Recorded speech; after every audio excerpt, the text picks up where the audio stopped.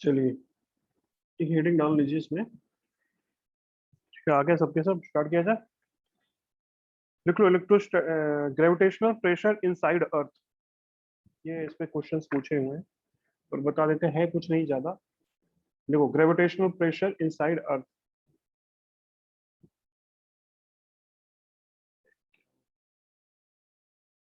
ठीक है।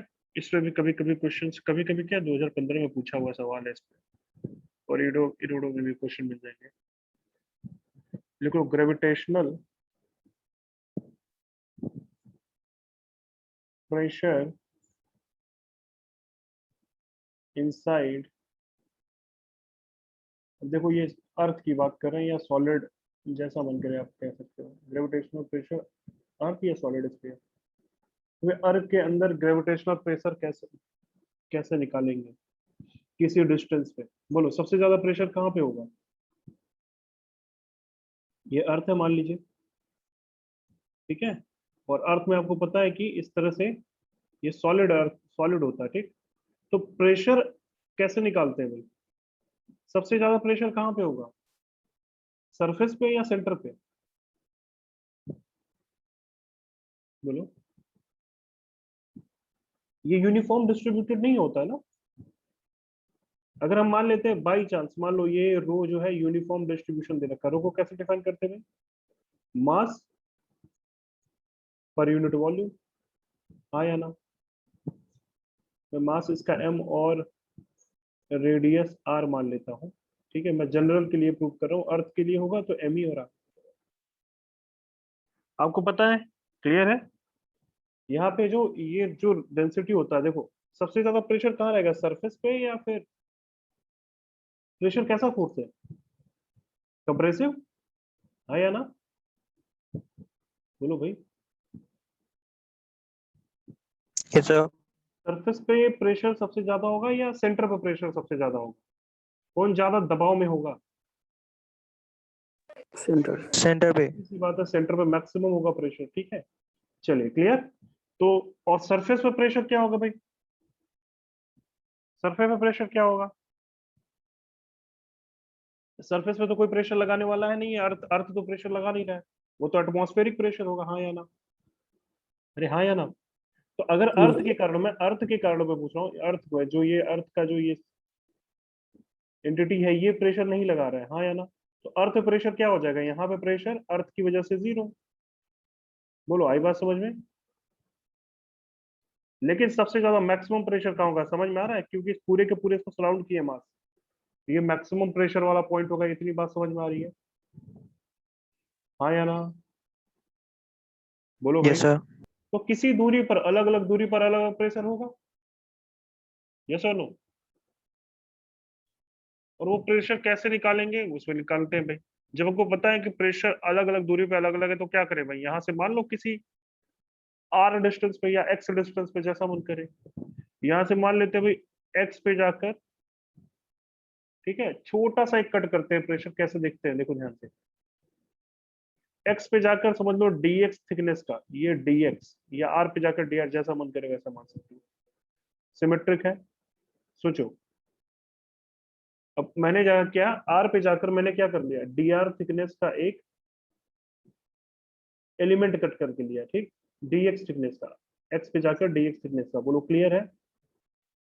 हाँ या ना? क्लियर है भाई? ये पॉइंट समझ में आ रहा है? एक्स पे जाके डीएक्स।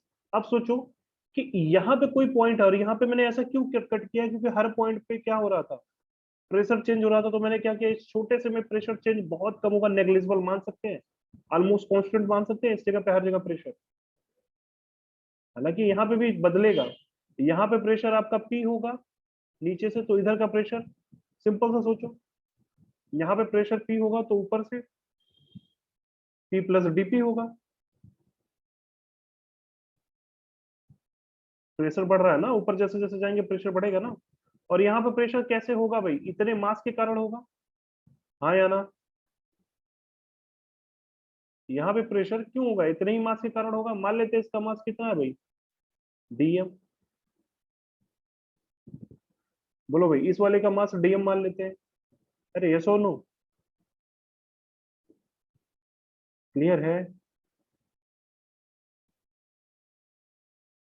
अरे यस और नो?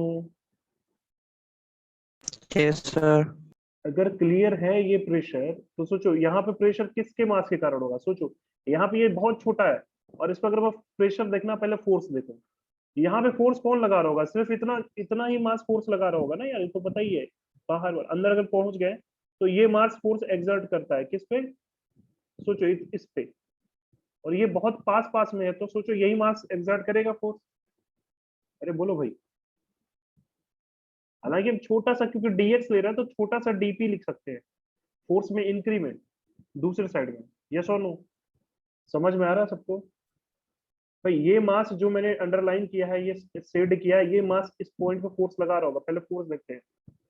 मान लेते हैं इसका एरिया, तो एरिया तो निकाल लेंगे। तो अगर मैं फोर्स देखूं, force on the elemental area, force on the elemental, क्या बोल सकते हैं उसको? रिंग बोल सकते हैं।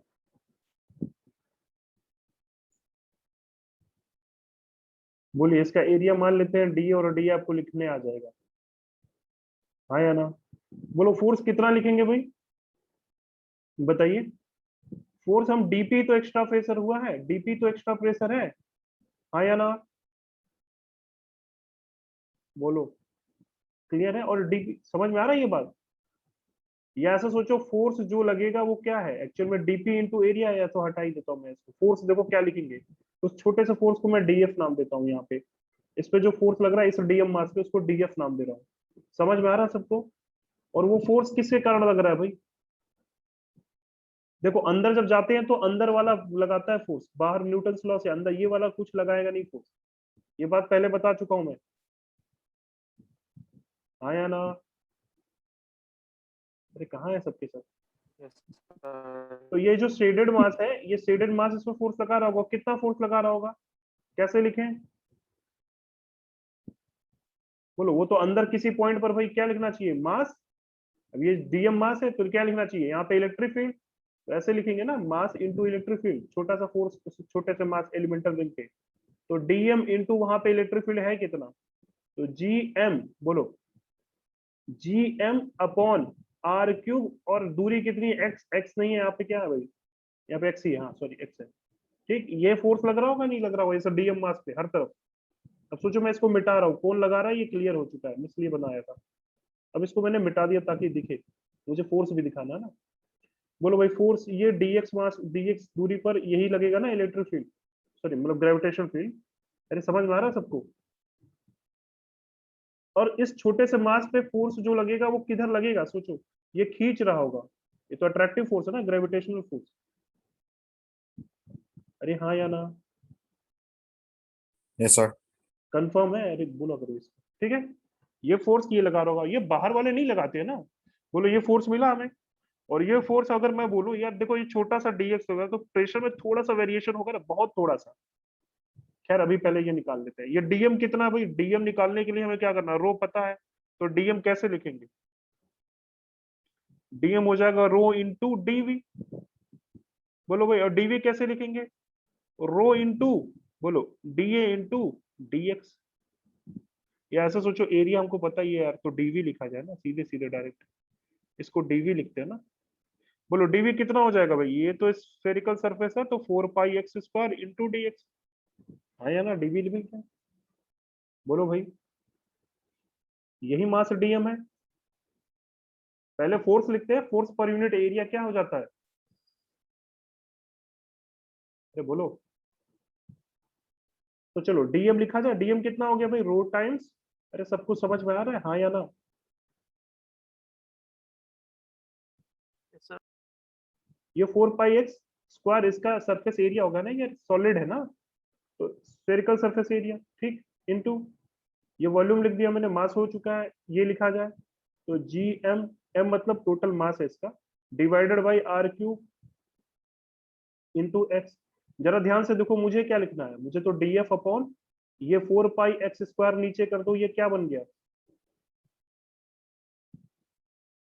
बोलो भाई, यही तो है, यही तो आपका क्या है? प्रेशर है ना। प्रेशर के लिए फोर्स, एरिया क्या है इसका, सरफेस एरिया। और ये जीएम क्या हो गया, GM into rho into divided by R cube, ये कांस्टेंट था, इसको बाहर निकाल लिया, अंदर बचेगा एक्स डी एक्स। हाँ या ना, ये आपका क्या हो गया, यही प्रेशर हो गया। अरे डायमेंशन देखो, प्रेशर फोर्स, बोलो कहां से कहां तक ले जाएंगे, लिमिट लगाओ। जीरो से जीरो से, जीरो पे तो मैक्सिमम होगा, आर से जीरो। ये तो कंफर्म है ना कि यहाँ पे प्रेशर जीरो है आर पे। तो हम कहाँ यस से सर। कहाँ ले जाएं, हम कहाँ से कहाँ ले जाएं, एक्स से आर ले जाते हैं, क्योंकि आर पे हमें पता है प्रेशर जीरो। अच्छा ये देखो, ये जो प्रेशर, ये प्रेशर डिफरेंस एक्चुअल में निगेटिव होना चाहिए, क्योंकि यहाँ पे अगर मास ऐसे लिखो अट्रैक्टिव दिखाए हो, तो यहाँ माइनस लिखना चाहिए, हाँ या ना। या तो ऐसे सोचो प्रेशर भी माइनस में होगा, क्योंकि जैसे जैसे ऊपर जाओगे घटेगा, तो ये माइनस लो या ये माइनस लो, एक ही बात। ये माइनस में है तो ये माइनस में होना चाहिए, तभी तो जाके बैलेंस होगा। अरे आई बात समझ में, प्रेशर जैसे जैसे ऊपर जाएंगे भाई प्रेशर घटेगा ना, तो ये प्रेशर एक्चुअल में है क्या, ये माइनस साइन लीजिए तो बराबर होगा। देखो जरा, अरे आई बात समझ में, माइनस साइन क्यों ले रहा हूँ, सर ये एक्स से आर क्यों लिया, मतलब आर से एक्स सेंटर। ले लो, देखो एक जगह पता है ना हमको, एक सेंटर पे नहीं पता ना, हम आर से एक्स ले लेते हैं, आर में जीरो पता है, तो माइनस साइन लिख दिया, क्योंकि हम आर से एक्स पे जा रहे हैं, अंदर प्रेशर बढ़ रहा है घट रहा है, ऊपर से ज्यादा। अंदर जा रहा है बढ़ रहा है ना, तो अब ये सही है, अब ये सही है, तो ये पॉजिटिव है, और यहाँ माइनस साइन होता है इसके अंदर, अट्रैक्टिव है तो माइनस साइन लिख दिया। अब देखो ये सही है, ये पॉजिटिव है, ये भी पॉजिटिव है, क्लियर। माइनस साइन आता है ना यार, minus GM upon R, minus मतलब अंदर की तरफ लग रहा है। अरे सर आई ये बात, आर से जीरो तक क्यों नहीं लिया। आर से जीरो क्या, अच्छा एक्स की वैल्यू मतलब कहाँ से कहाँ तक है। अरे आर पे हमें यार कम से कम इंटीग्रेशन में हमें कम से कम पता होना चाहिए ना, कहाँ फोर्स कंपेयर करोगे ना। मुझे सेंटर पे पता नहीं है ना, मैक्सिमम है, लेकिन पता है क्या, नहीं है।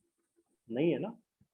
हाँ तो मुझे रिलेशन चाहिए ना, किसी एक्स पे चाहिए, तो एक जगह पता है, क्योंकि देखो इसके ऊपर क्या है, कोई मास नहीं है, तो फोर्स यहाँ पे यहाँ पे सबसे यहाँ पे प्रेशर क्या लगेगा, जीरो, अर्थ की वजह से। देखो यहाँ पे जो था ये प्रेशर लगा रहा था यहाँ पे, ऐसा समझो। अरे आई बात समझ में, क्लियर है। अर्थ की वजह से यहाँ पे प्रेशर नहीं होगा, यहाँ प्रेशर मैक्सिमम होगा, सोचो ऊपर सब मासेस है, क्लियर है। हाँ या ना। तो अगर मैं लिखूं हाँ प्रेशर, प्रेशर लिखूं तो प्रेशर फोर्स कितना हो जाएगा, यहाँ से देखो ये डायमेंशन प्रेशर का है, ये कितना हो जाएगा, माइनस अंदर ले लो तो ये बन जाएगा G M rho times R cube, और ये बनेगा एक्स स्क्वायर बाई टू, तो टू बाहर आ जाएगा, और इसका क्या बन जाएगा भाई, एक्स स्क्वायर, और माइनस साइन अंदर ले जाओगे तो ये आर और एक्स बन जाएगा। बोलो आई बात समझ में, हाँ या ना, इंटीग्रेशन। तो ये प्रेशर जो हो जाएगा अर्थ के कारण, ये G M rho divided by two R cube into क्या हो जाएगा, R square minus X square. इस तरह से प्रेशर वेरी करेगा। अब सोचो सेंटर पे रखूं तो एक्स की वैल्यू, सेंटर पे रखूं तो एक्स की वैल्यू, बोलो भाई, जियो। बात समझ में, सेंटर पे रखूंगा तो एक्स की वैल्यू जीरो, इसको कई तरीके से दिखा जीरो। देते हैं। ये मत सोचना ऊपर वाला प्रेशर लगाएगा, अंदर वाले पे कौन, सब मासेस बाहर ही है तो प्रेशर लगेगा ना, ज्यादा प्रेशर होगा, ये क्लियर है, अट्रैक्शन फोर्स ज्यादा होगा। चलो आई बात समझ में। तो देखना ध्यान से, ये चीज कांस्टेंट होता है, लेकिन अगर रो कांस्टेंट है तो, अगर रो वेरी किया, अगर रो कुछ ऐसे दे दिया, देखो सवाल कई तरह के समझ सकते हैं, अभी तक तो दिया नहीं, अगर रो मान लो इस तरह से फंक्शन हो गया एक्स का, तो फिर यहाँ से फिर आपको मास निकाल के रो पे रखना पड़ेगा, या फिर इस तरह से आपको रो की वैल्यू निकालनी पड़ेगी, तब जाके फोर्स निकाल पाओगे। हाँ या ना, बेसिक फंडे से ही जाना पड़ेगा फिर, और कोई चारा नहीं है। ये जब मास कांस्टेंट हो तो इलेक्ट्रिक फील्ड लिखने आता था ना, अब जब जो रो बदलेगा तो इलेक्ट्रिक फील्ड लिखने आपको आना चाहिए, सॉरी ग्रेविटेशनल फील्ड लिखने आना चाहिए। हाँ या ना, यहाँ पे हमने रो कांस्टेंट माना है, अर्थ यार कांस्टेंट होता है ना, अगर वेरी करे तो वो दिया रहेगा आपको फंक्शन, तो आपको वहां पर ग्रेविटेशनल फील्ड मतलब यहाँ पे फोर्स लिखने आना चाहिए। बोलो आई बात समझ में। अच्छा, अगर मैं बात करूं सेंटर पे, यानी एट एक्स इक्वल टू, बोलो डिफाइन कहां से किया था सेंटर से, तो एक्स इक्वल टू 0 क्या बनेगा, सेंटर ऑफ स्फीयर बोलो या यहाँ पे अर्थ बोलो, सेंटर ऑफ स्फीयर। अगर ये मास m दे रखा है या फिर यहाँ पे m ही ले लेंगे तो अर्थ बन जाएगा। कितना लगेगा भाई प्रेशर, वो हो जाएगा पी मैक्स, हाँ या ना, और बराबर किसके होगा, G M rho upon 2r cube. अच्छा, आर इस कैंसिल हो तो 2r के बराबर होगा। इतना लगेगा भाई सेंटर पे। आई बात समझ में। सर ये पहले जो फोर्स निकाला था हमने, वो जो लिया था हमने, ये क्या बोलते हैं, इलेक्ट्रिक में ग्रेविटेशनल फील्ड जो लिया था वो अंदर वाले मास के वजह से लिया था, लेकिन फाइनली जो आया एक्सप्रेशन उसमें तो सेंटर में मैक्सिमम आया है। मतलब बाहर वाला मास दे रहा है या अंदर वाला वो प्रेशर दे रहा है? देखो ऐसे समझो तुम, अगर नहीं समझ वो रहे हो उल्टा तो लग रहा है। उल्टा लग रही है, सोचो ना अंदर, तुम लॉजिकली सोचो, एक मिनट मैं इधर बना रहा हूँ। इसको कई तरीके से प्रूव कर सकते हैं। देखो जैसे मान लो एक छोटा सा मास यहाँ पे कट करके, छोटा सा मास मान लो, ठीक है, क्लियर। अच्छा ये जो है, यस सर। ये जो मास है इसको खींचेगा ना अपनी तरफ, जो भी अंदर मास है मैं इसको बहुत छोटा सा थिकनेस मान लिया इतना, दिखाने के लिए, ये डीएम है, ऐसा समझो, ये डीएम है, इसका एरिया डीए है, ऐसे समझो, सरफेस एरिया। बोलो इसको खींचेगा नहीं खींचेगा ये, वैल्यू कुछ आएगी, फोर्स का वैल्यू लिख लोगे, वो किसके यस कारण सर। आ रहा है भाई, इसके अंदर जो मास है उसी कारण तो खींच रहा है, हाँ या ना। Yes sir. और अगर मैं देखूं, ध्यान से समझना, यहाँ मैं देखूं, यहाँ प्रेशर ज्यादा होगा, यहाँ प्रेशर कम होगा, ये P होगा और ये P प्लस DP होगा, क्योंकि जब ये बनाओगे तो यहाँ पे थोड़ा सा ऐड नहीं हो जाएगा, हाँ सर। वही बात है ना, तो ऐड होगा, लेकिन लेकिन लेकिन अब देखना ध्यान से समझना, और ये फोर्स नीचे लग रहा है, ये फोर्स ऐड हो जाएगा, तो ये चीज अगर मैं देखूं, ये निगेटिव है, ऊपर जा रहा हूं, ये निगेटिव है, अगर मैं दोनों का डिफरेंस लिखूं, अब सोचो इस पर नेट फोर्स क्या होगा, नेट फोर्स देखो, ये P है, इधर से P प्लस DP है, और इसका मास भी नीचे है ना, DM, या ये सोचो ये फोर्स, तो ये फोर्स भी नीचे है, बोलो ऐसा ना, तो ये दोनों मिलके इसके बराबर है, अरे हाँ या ना, यस सर। तो खुद सोचो ये कब बराबर हो सकता है भाई, लिखो, ये प्रेशर है इनटू एरिया कर दो DA, और इधर ये प्रेशर है इनटू एरिया कर दो DA।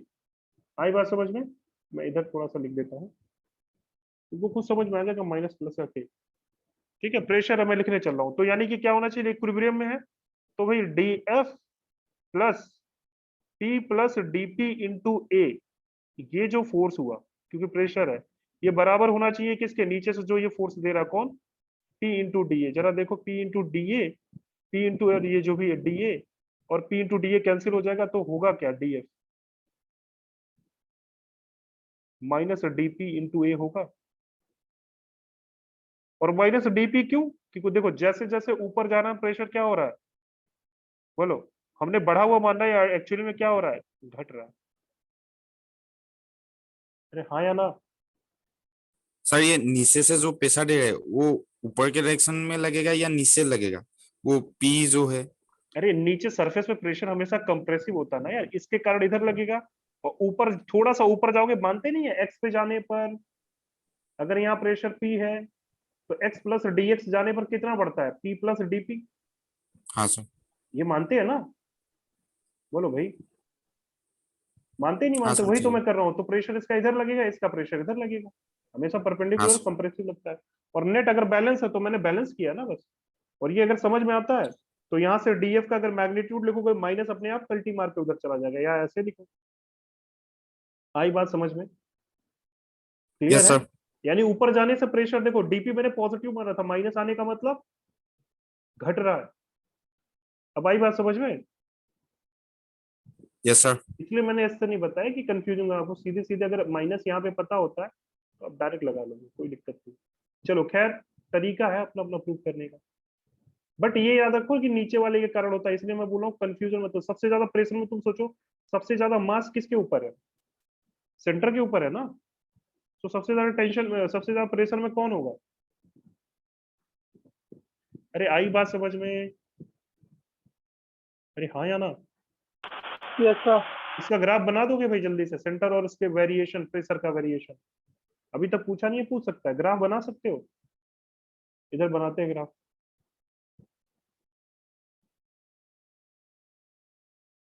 ग्राफ बना सकते हैं?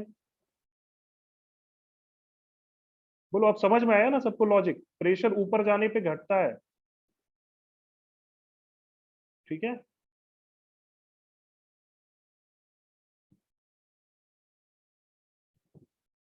ये प्रेशर, चलो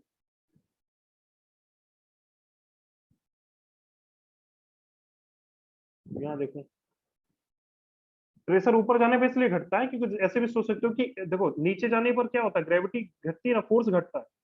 लेकिन प्रेशर बढ़ता है क्योंकि नीचे देखो फोर्स घटेगा, तुम सोचो जी डैश घटता है ना, लेकिन एरिया भी तो घट रहा है, हमें तो फोर्स थोड़ी नहीं ले रहा है, एरिया ले रहा है ना, एरिया नीचे जाने पर सरफेस एरिया कम हो रहा है और फोर्स घट रहा है, तो ओवरऑल प्रेशर बढ़ रहा है, ऐसे समझ सकते हो। कंफ्यूज मत होना, ठीक? क्लियर? भाई मुझे यस प्रेशर लिखना होता है, नीचे जाने पर प्रेशर घटेगा, ठीक है। एरिया घट रहा है, एरिया हो सकता है ज्यादा तेजी से घटे, तो ओवरऑल प्रेशर बढ़ रहा है कि नहीं बढ़ रहा है? और बाहर प्रेशर ठीक है, फोर्स ठीक ठाक होता है, सरफेस में फोर्स mg के बराबर या gmm r स्क्वायर के बराबर, लेकिन एरिया भी तो बराबर बड़ा है काफी, ऐसा सोचो। सिर्फ एयर, सिर्फ यहाँ एटमॉस्फेरिक प्रेशर होगा, अर्थ का कोई यहाँ पे वो होगा नहीं, ऐसे भी सोच सकते हो। ऐसा मत सोचना सब नीचे जाने में फोर्स घटता है तो प्रेशर घटेगा, अरे एरिया भी तो घट रहा है, एरिया का फैक्टर नहीं देखोगे क्या? हाँ या ना? Yes sir. क्लियर है? वो ग्राफ कैसे बनेगा बताओ? यहाँ पर यानी कि ये मान लीजिए आर है और ये प्रेशर है, ठीक है, अर्थ की कारण, तो प्रेशर मैक्सिमम कहाँ पे होगा? सेंटर पे। मान लो प्रेशर ये मैक्सिमम है, वैल्यू कितनी है दे रखी हुई है यहाँ पे। इसके बाद कैसे गिरेगा भाई? R square minus X square, कैसा ग्राफ होता है ये? Parabolic. Parabolic. R square minus X square, ये वाई है और ये एक्स स्क्वायर का ग्राफ है, तो कैसे गिरेगा? पैराबोलिक तो गिरेगा, यानी कि स्लोप घट रहा है, देखो डिफ्रेंशिएट करके देखो स्लोप, इस तरह से ग्राफ गिरेगा। बोलो सेंटर पे यहाँ पे जब आओगे तो अर्थ के कारण यहाँ पे प्रेशर, यानी ये कौन सा दूरी है, R equal to capital R, यहाँ पे प्रेशर क्या हो जाता है? जीरो। हाँ या ना? और बीच में ये वैल्यू, किसी बीच में चाहिए तो बीच में आप यहाँ से देख लो। आई बात समझ में? यानी सिंपल अगर देखो तो ये कांस्टेंट है, अगर मैं अगर क्या बोलते हैं डेंसिटी मानू कांस्टेंट, तो ये कोई कांस्टेंट वैल्यू है। आप ऐसा सोचो प्रेशर कैसे बदल रहा है, इससे भी काम चल जाता है। देखो शॉर्टकट करने का तरीका क्या है, P is equal to something K, और फंक्शन बस याद रहे R square minus X square, ये तो कांस्टेंट है ना अर्थ के लिए। अरे हाँ या ना? Yes sir. तो प्रेशर कैसे बदल रहा है भाई, ऐसे पता चल जाए हमें R square minus X square. और इसमें पूछा हुआ सवाल जेई 2015 और एक इरोडो में भी दे रखा है क्वेश्चन, अगर अटेम्प्ट करना चाहोगे तो 1.216, ये इरोडो का क्वेश्चन है, ठीक है। उसमें वो वाटर दे दिया और कुछ नहीं, और डेंसिटी सेम दे रखा है, आप कर सकते हो इसको। अरे आई बात समझ में ही है? हाँ या ना? Yes sir. इसको नोट डाउन कर लो यार, ये ग्राफ हो गया, और ये पी मैक्स की वैल्यू आपको पता है, आप लिख सकते हो।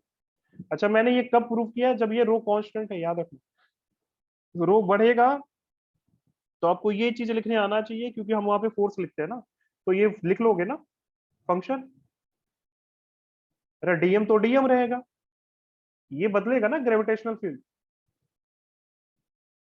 अरे आई बात समझ में?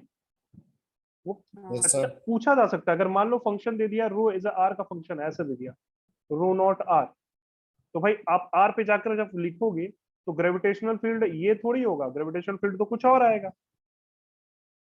हाँ या ना?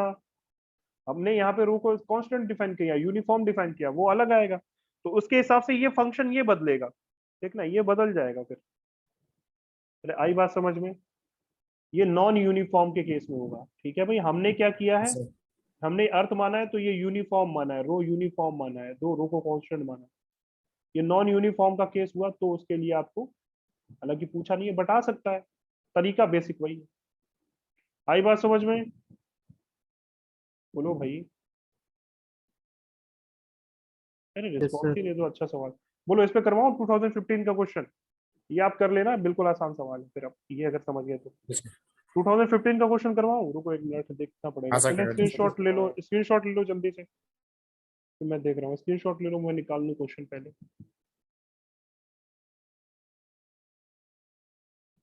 मोर देन वन चॉइस में पूछा हुआ था, मोर देन वन में दिया हुआ था क्वेश्चन में।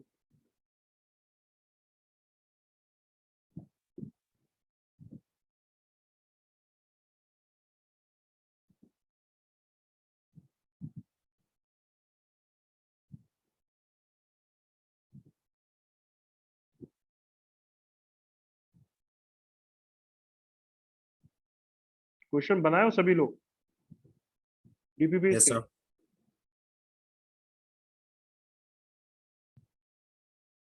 देखो मिल गया क्वेश्चन, चलो दिख रहा है सभी को?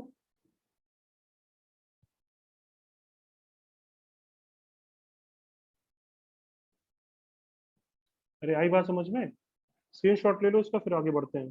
तो हमको बस इतने से भी पता चल जाएगा। देखो यार, ये फॉर्म जो दे रखा है ना मैंने, अगर आप सोचो, अगर अर्थ के बारे में बात किया तो अर्थ का दे रखा है कांस्टेंट, तो आप सिर्फ इतना फंक्शन आपको पता हो कि ये समथिंग ऐसे प्रोपोर्शनल है, ऐसे प्रोपोर्शनल है, तब भी हमारा काम बन जाएगा। देखो अब एक लाइन में आंसर आप निकाल सकते हो उसका, अगर ये लॉजिक समझ में आता है तो।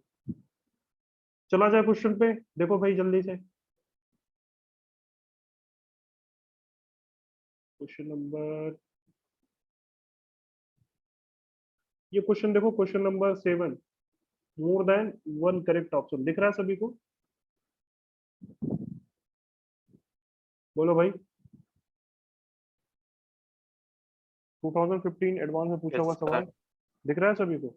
तो इसमें क्या बोला गया, ध्यान से देखो, पढ़ो क्वेश्चन। इस क्वेश्चन की बात कर रहा हूँ। बोला spherical body of mass, spherical body of radius R consist of fluid, fluid of density constant, मतलब मान सकते हैं आप, ठीक है, डेंसिटी कांस्टेंट।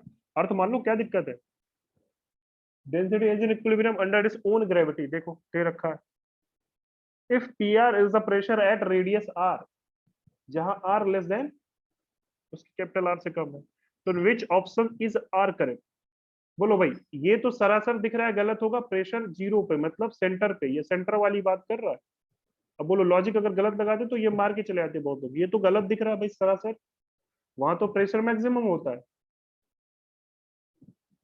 हाँ या ना? Yes sir. क्लियर है? चलिए, अब बाकी ये ऑप्शन तो एलिमिनेट हो गया, बाकी तीनों ऑप्शन चेक करो क्या करेंगे। प्रेशर चाहिए कितने पर रेडियस पर? 3r/4, और इसका रेशियो कितना होना चाहिए? इतना। चेक करो, बोलो। आर स्क्वायर माइनस, बोलो ऊपर एक्स स्क्वायर होना चाहिए ना, प्रेशर में पता है किस पे प्रोपोर्शनल है। देखो एक लाइन के सवाल बनेगा, फिर पूरा लिखने की जरूरत नहीं है। आपको प्रोपोर्शनलिटी पता है तो बाकी यार रेशियो ना कट जाएगा ऊपर नीचे। बोलो कितना हो जाएगा ये? 3r/4 का रेशियो निकालो, और नीचे क्या आ जाएगा? समझ में आ रहा सबको यस मैं सर। कर क्या रहा हूँ? ये शॉर्टकट हो जाएगा यार इसके लिए। चलो निकालो, देखो रेशियो आ रहा है कि नहीं? 63/80। चेक करो ऑप्शन, बार बार पूरा रेशियो लिखने की जरूरत नहीं है पूरा। इसके लिए हो जाएगा आर स्क्वायर माइनस, बोलो कितना हो जाएगा? 3r/5 का whole square minus R square, ऐसे चेक करो ना, कुछ नीचे का कैंसिल वैंसिल हो जाएगा। बोलो आ टू रहा है आर सर। अपॉन फाइव ये जरा चेक करो, ऐसे चेक करो, नीचे 4 है नीचे 3 है, पहले यहाँ 5 तो कैंसिल हो जाएगा, और ये 4 r स्क्वायर होगा, और ये 5 25, तो यार नीचे 21 आएगा यहाँ। ऊपर कितना आएगा? 5 25 कैंसिल हो जाएगा ना, 21/25 आएगा नीचे। ऊपर कितना आएगा? 5, ठीक है, इनमें से 19 यानी 16/25। देखो ये आ रहा है नहीं आ रहा है? ये सही है? दिख रहा है नहीं दिख रहा है? Yes sir. क्लियर? और यहाँ देखो ये वैल्यू, अच्छा ये पास होगा सेंटर के कि ये पास होगा सेंटर के? सोचो, r/2 सेंटर से दूर है, ये पास है। ऑब्वियस ही बात है, जो सेंटर के पास होगा उसकी वैल्यू ज्यादा होगी, और ऊपर सेंटर से दूर होगा कम होगी, यानी कि सब वैल्यू रेशियो 1 से कम आना चाहिए, तभी चेक करने का फायदा है। देखो 1 से कम ये है, 1 से कम नहीं होता तो हम चेक ही नहीं करते, काट के आगे बढ़ जाते। देखो इसको देखो, आ रहा नहीं आ रहा है? नीचे आएगा यस आपका सर। 3 3 9 9, और ये हाँ ठीक, मेरे ख्याल से चेक करना पड़ेगा इसको। इसको ये देख चेक करो, बोलो। ये तो मिल गया सी, इन तीनों को चेक करिए, एक तो मिल चुका है, इन दोनों को चेक करिए जरा। 63 वाले केस में क्या हो जाएगा भाई? R square minus 3r square, मतलब यहाँ पे हो जाएगा 9/16 r स्क्वायर। अरे ऐसे लिखो, आर स्क्वायर स्क्वायर को भूल जाओ, फैक्टर ही लिखते चलो। चलो बी को चेक कर रहे हैं, बी के चेक, बी में करेंगे क्या, 1 माइनस 1/16 बनेगा, और नीचे कितना बनेगा भाई, नहीं 9/16, नीचे कितना बनेगा 1 माइनस, बोलो 2r/3 है ना, तो ये 4/9 बनेगा, हाँ या ना। 16 और 16 माइनस 9 कितना हो जाएगा, जरा ये बताओ, 7, 7 और नीचे 16 बचेगा, और इधर कितना होगा, 9 1 9, 9 9 4 यानी 5, 5/9 बचेगा, ठीक है। तो ये हो रहा है क्या, 16 पंजे 80, यस और सर 9 7 63, ठीक है भाई, ये तो है, साफ साफ है। ये चेक करो जरा, मोर देन वन ऑप्शन है, ये भी करना पड़ेगा चेक। डी वाला नहीं r/2 मैं सीधे सीधे लिख रहा हूँ, यहाँ पे 1 माइनस 1/4 बनेगा, 1 माइनस 1/9 बनेगा, 4 में से यानी ये 3/4 बनेगा, ये 8/9 बनेगा। बोलो 8 ऊपर जाएगा, सॉरी 9 ऊपर जाएगा 27, और चौक 32, ये नहीं हो रहा, डी नहीं है, ये भी नहीं है, यानी बी और सी इज द करेक्ट आंसर, हाँ या ना, क्लियर है, Yes, sir. आई बात समझ में। देखो ये यूनिफॉर्म दे रखा था, इसलिए हमने डायरेक्ट लगा लिया, देखो कांस्टेंट दे रखा ना, कांस्टेंट डेंसिटी, तो इसको आप अर्थ बोल दीजिए, या जैसे मन करे अर्थ में कभी पूछे तो आप अर्थ निकाल दीजिए। इरोटो वाला क्वेश्चन आप सॉल्व कर लेना, 1.216 होगा, इसको ट्राई करना, इसी के आसपास होगा, या तो 218 होगा या 6 होगा, क्लियर है,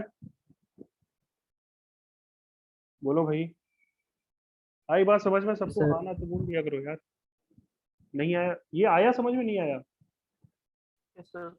तो ऐसे आया क्वेश्चन सर हो जाना चाहिए, चल ठीक है, हटाओ इसको, एनोटेशन हटाओ, चलो भाई कर लेना, लॉजिक यही है, करने का तरीका यही है, आइए देखते हैं, इधर देखो, हालांकि प्रूफ करने के कई और तरीके, कंफ्यूज मत ना, ऊपर वाला फोर्स नहीं लगाता, जो नीचे रहता है वही फोर्स लगाता है, वो माइनस का खेल है, प्लस माइनस है, टू बॉडीज, अच्छा ये वाला क्वेश्चन देखो, शायद ये मैंने इस पे करवाया था क्या क्वेश्चंस, बाइनरी स्टार सिस्टम पे,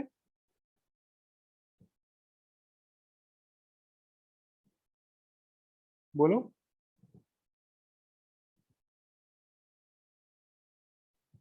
कौन ये देखो, सा सर नहीं करवाया था, ये क्वेश्चन देखो, क्वेश्चन नंबर 5 देखो जरा, 2001 में पूछा हुआ है, the simple pendulum has time period इतना, अर्थ का सरफेस है, T two time when R ऊपर लेके जाओगे तो बदलेगा क्या, टाइम पीरियड देखो क्या बदल जाता है यार, बदलेगा क्या, हो जाता है टी इज तो इक्वल टू, जी हाँ टी इक्वल टू, इफेक्ट हाँ बस जी इफेक्टिव बन जाएगा, T is equal to 2 pi under root, ratio भी वही आएगा रूट में, बोलो क्या होता है, L/G effective, L by G effect ठीक है। वो बोला क्या, simple pendulum has a time period T1 when earth surface, on earth surface, भाई लेंथ तो सेम है, when take to the height r, तो ये जी इफेक्टिव बदलेगा, तो आप रेशियो T1 और T2 निकाल लेना, तो उल्टा आएगा, तो अंदर क्या आ जाएगा, G डैश अपॉन G आ जाएगा, अब निकालते चले जाइएगा, ठीक है, बस वो एच आर हाइट पे आपसे पूछ रहा है, 1/4 हो जाएगा, तो 2 का फैक्टर आएगा, बस और कुछ नहीं,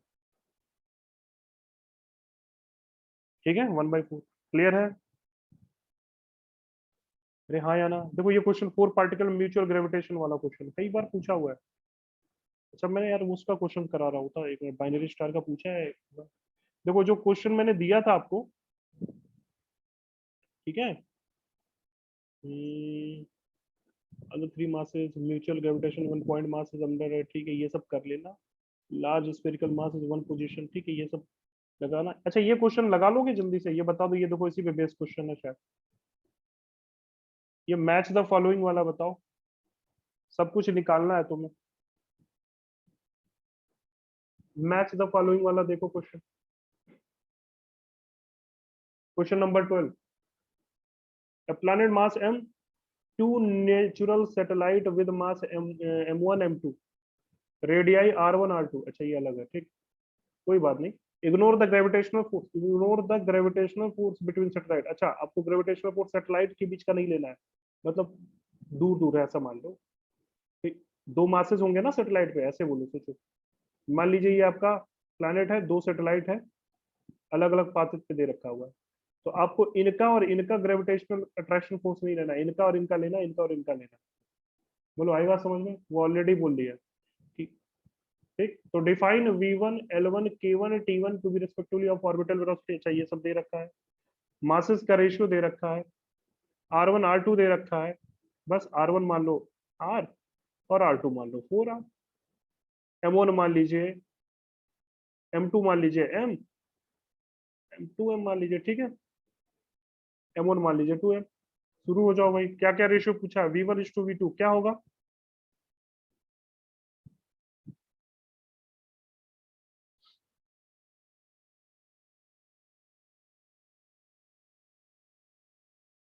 v1:v2 क्या लिखेंगे,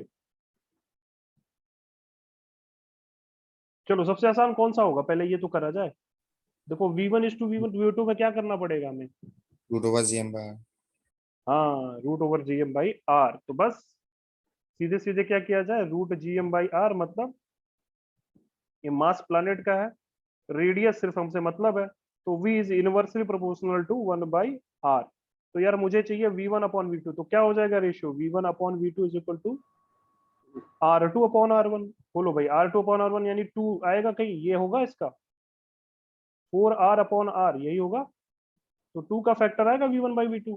तो यार p का 3 एक ही जगह दिख रहा है क्या, तो खत्म हो गया बी। आंसर, तो सीधे खत्म हो गया यार, चेक कर लो एक बार और कोई। अच्छा 2 तो नहीं होगा, 2 कहाँ, 1 नहीं, 2 तो पॉसिबल ही नहीं यार, G M mass of planet है।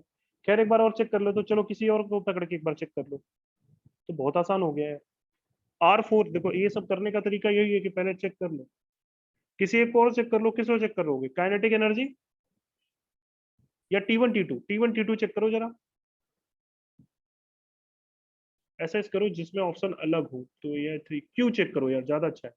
क्यू क्या है, L1 L2, ये ज्यादा अच्छा है। एंगुलर मोमेंटम क्या होता है भाई, बोलो सभी लोग, मेरा समझ में आ रहा है, एंगुलर मोमेंटम क्या होता है, sir. M V R perpendicular, यहाँ पे ऑलरेडी वी आर परपेंडिकुलर ही होगा, तो भाई एंगल वेंगल सर। का चक्कर है नहीं, टेंजेंशियल घूमेगा, ठीक है, टेंजेंशियल घूमेगा तो सेंटर के अबाउट, मतलब इस प्लेनेट के अबाउट, सेंटर के अबाउट, ये जो भी वेलोसिटी होगी वो हमेशा टेंजेंशियल ही होगी ना, v1 v2, तो एंगल का लोचा नहीं, 90 डिग्री हमेशा होगा। तो बोलिए L1 क्या लिखा जाए और L2 क्या किया जाए, तो काम कर लो यार, इसमें वेलोसिटी का रेशियो आएगा, चलो खैर लिख लेते हैं, m m1 v1 r1 upon m2 v2 r2, जरा चेक करो, m1/m2 दे रखा है कितना, 2, तो ऊपर 2 का फैक्टर आ गया, v1/v2 अभी निकाला हमने, कितना निकाला था, 2, तो ऊपर एक और 2 का फैक्टर आ गया, r1/r2, r1 दे रखा है भाई r, तो ये 1/4 हो जाएगा, बोलो हाँ या ना, आ रहा है। आ रहा है, कौन सा है, यही आ रहा है ना, q का 2 आ रहा है यस ना, सर। हाँ तो ये सही है, तो ये सही है बिल्कुल, ठीक है। अब ऐसे यस क्वेश्चन, सर। अब देखो ये सब मार्क्स दिए रहते हैं, फ्री के मार्क्स हैं ये सब, क्या पूछा हुआ, बेसिक बेसिक, चलो क्लियर है। Yes sir. देखो ये क्वेश्चन मैंने शायद तुम लोगों को दिया था, ये Yes, sir. पुराना समय में पूछा हुआ है, हो गया यार ये, ठीक है।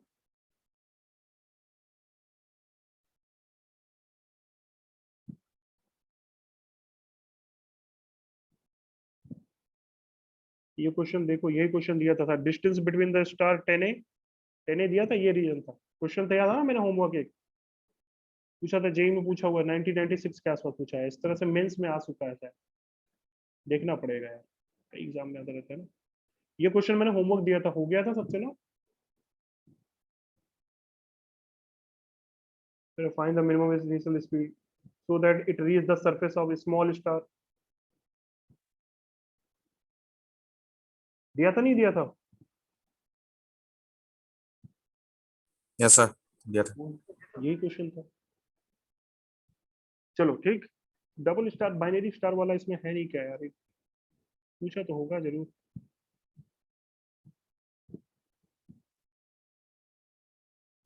खैर करते कर लोगे सब क्वेश्चंस को। अच्छा ये बताओ, क्वेश्चन नंबर इस पे बेस एक बार सवाल पूछा, देखो ये क्वेश्चन, देखो ये क्वेश्चन और ये क्वेश्चन, तो कितने बार अगर सॉल्व करते हो तो तुम्हें ये समझ में आना चाहिए कि कितनी बार इस कॉन्सेप्ट में क्वेश्चन पूछा है। देखो ये क्वेश्चन कब पूछा है, और ये देखो ये क्वेश्चन कब पूछा है, और ये देखो ये क्वेश्चन कब पूछा है जेई में। चलो करो इसको, करो 2 को करो, बोला है कि particle is moving with uniform velocity in a circular orbit. ऐसा केस हम वहां करवाए थे, याद करो, मैंने कहा था bore atomic model with different potential energy system. अरे बोर याद है सबको, फर्स्ट पोस्टुलेट सेकंड पोस्टुलेट का यूज करते हुए करवाया कि नहीं करवाया था? यही क्वेश्चन थे ना ऐसे टाइप के। अरे रिलेट कर पा रहे हो नहीं कर पा रहे हो? वेलोसिटी किस पे प्रोपोर्शनल होगा, एनर्जी किस आर के किस पावर पे प्रोपोर्शनल होगी, यहाँ टाइम पीरियड पूछ रहा है, वहां भी यस पूछ सर। सकता था। Sir. ठीक है चलो, क्या कर रहा है, बोला कि if a particle uniform speed, भाई वो जो है उसका जो सेंट्रल फोर्स है, सेंट्रल फोर्स मतलब वही ग्रेविटेशनल फोर्स, इनवर्सली प्रोपोर्शनल है टू द पावर एन। तुमको सेटिस्फाई कराना है, देखो इसको करने का ऑब्जेक्टिव तरीका भी मैं बता दूंगा। पहले तो इसका जो फोर्स पावर है इनवर्सली प्रोपोर्शनल है किसके, 1 अपॉन मान लो समथिंग के अपॉन ऐसे है कि भाई जो इसका सेंट्रल पावर है, सेंट्रल फोर्स है, वही इस पे क्या काम करेगा, बोलो mv² बाई आर, वही तो काम करेगा जो इसको घुमाएगा। Yes sir. क्लियर। और सेंट्रल पावर बोला इसने किसके प्रोपोर्शनल है, इन पावर एन के। या ऐसे लिख सकते हो mv² power R is equal to proportionality हटाओ के अपॉन आर पे पावर एन। ठीक है भाई, यहां से काटो, तो कहने का मतलब क्यों काटा जा रहा है इसको, चलो ठीक। हमें वेलोसिटी निकालना पड़ेगा, हमें टाइम पीरियड निकालना है ना, तो कैसे काम करें, बोलो। हमें टाइम पीरियड निकालना है ना, तो हम कैसे काम करेंगे भाई, हमें वेलोसिटी पता चल जाए तो ये कितना आएगा, जरा इसको काट के देखो, v की वैल्यू कितनी आएगी, v² जो भी आएगा, हमको ये कांस्टेंट मान लेते हैं, c डैश c मान लेते हैं, बचेगा कितना भाई, r पे पावर n-1 होगा, हाँ या ना, बोलो यस और नो। v और अगर v देखा जाए तो ये बचेगा क्या, ऐसा सोचो, r पे पावर n-1/2, हाँ या ना। टाइम पीरियड क्या होता है भाई, 2πr डिवाइडेड बाई v, तो v तो प्रोपोर्शनल हुआ किसके, अरे बात समझ में आ रही है सबको, हाँ या ना। Yes sir. भाई मुझे वेलोसिटी की रिलेशन चाहिए होगा ना, मुझे टाइम पीरियड निकालना है तो। देखो भाई ये समझ में आया, यहाँ से वेलोसिटी, रिक्वायर्ड सेंट्रीपिटल फोर्स वही सेंट्रल फोर्स देगा, और सेंट्रल फोर्स तो इनवर्सली प्रोपोर्शनल है पावर एन के, देखो दे रखा हुआ है। तो टाइम पीरियड हमें निकालना तो वेलोसिटी के रिलेशन लाना पड़ेगा, क्योंकि मुझे वेलोसिटी यहाँ रखोगे तभी टाइम पीरियड किसके प्रोपोर्शनल है। अब सोचो टाइम पीरियड प्रोपोर्शनल है आर अपॉन वी, और वी प्रोपोर्शनल है किसके भाई, आर पे पावर n-1/2। तो सोचो अब क्या हो जाएगा इस पे, तो यार ये घटाओगे तो कितना हो जाएगा, आर पे पावर 1 माइनस, इसको ऊपर लेके जाओ, n-1/2, सॉल्व करो, सही है,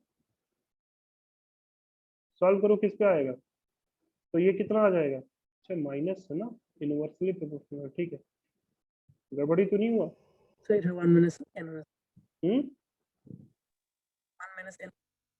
1 - n कहाँ पे, Okay. अच्छा ये वाला, अच्छा हाँ यार नीचे है ना, तो 1 - n होगा, वही मैं कर रहा हूँ।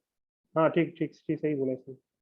ये जब आएगा ना ऊपर, नीचे से तो ये काटेगा 1 - n, तो ऊपर लिख रहा हूँ ना, 1 - n लिखना चाहिए, तो ये भी हो जाएगा 1 - n। वही मैं कर रहा हूँ, गड़बड़ क्यों आ रहा है, तो यहाँ पे 1 - n होगा, हटा दो यार इसको, ठीक ठीक ठीक। ये कितना हो जाएगा भाई, आर पे पावर वी पे मतलब आर पे पावर 1 - n/2, जब ये ऊपर आएगा तो 1 - n/2 जब ये रखिएगा तो क्या हो जाएगा भाई, आर पे पावर, बोलो 2 इधर जाएगा, -1 + n/2, तो कितना आ जाएगा यार, आर पे पावर n+1/2, तो आंसर कौन सा हो जाएगा, ये टोटल के 1/2 है, तो आंसर कौन सा हो जाएगा, टाइम पीरियड किसके प्रोपोर्शनल है, ऐसा क्वेश्चन हम लोगों ने किया था, याद है, कंपेयर करना है बस, कौन यस सा है सर। भाई, ये हो जाएगा, पूरे के बाई यस सर। 2 है। आई बात समझ में। और वैसे भी चेक कर सकते हो यार, देखो सोचो समझो, जब आर पे पावर नीचे यहाँ 2 हुआ करता था, याद करो फोर्स क्या होता था, m/g/r², तो टाइम पीरियड कितने का आ रहा था भाई, 3/2 आता था, बोलो। जब n यस की यस वैल्यू 2 होती थी तो आंसर कितना आता था, टाइम पीरियड आर पे पावर 3/2 के प्रोपोर्शनल, हाँ या ना। देखो शॉर्टकट चेक करने का तरीका, अगर तुम्हें मान लो नहीं आता है तो ये ऑब्जेक्टिव तरीका है चेक करने का, ऑप्शन लगाने की जरूरत नहीं है, आप ये कंडीशन सेटिस्फाई करा सकते हो बाई चांस। अगर ये नहीं फंसता तो बेसिक से जाएंगे ना, बोलो। ये कंडीशन जब n की वैल्यू 2 होती थी, यूनिवर्सली बोल रहा है ना, तो नीचे होता था n की वैल्यू जब 2 होती थी तो टाइम पीरियड किसके प्रोपोर्शनल होता था भाई? 3/2, हाँ या ना? बोलो, यहाँ पे डालो जरा n की वैल्यू 2, 3/2 पे आना चाहिए। देखो n की 2 डालोगे तो कितना आएगा? r। गलत हो गया। ये किसके प्रोपोर्शनल हो जाएगा? n की वैल्यू 2 डालोगे तो n की वैल्यू 2/2 यानी 1। ये r स्क्वायर, ऐसा हो नहीं सकता, r पे पावर 3/2 आना चाहिए।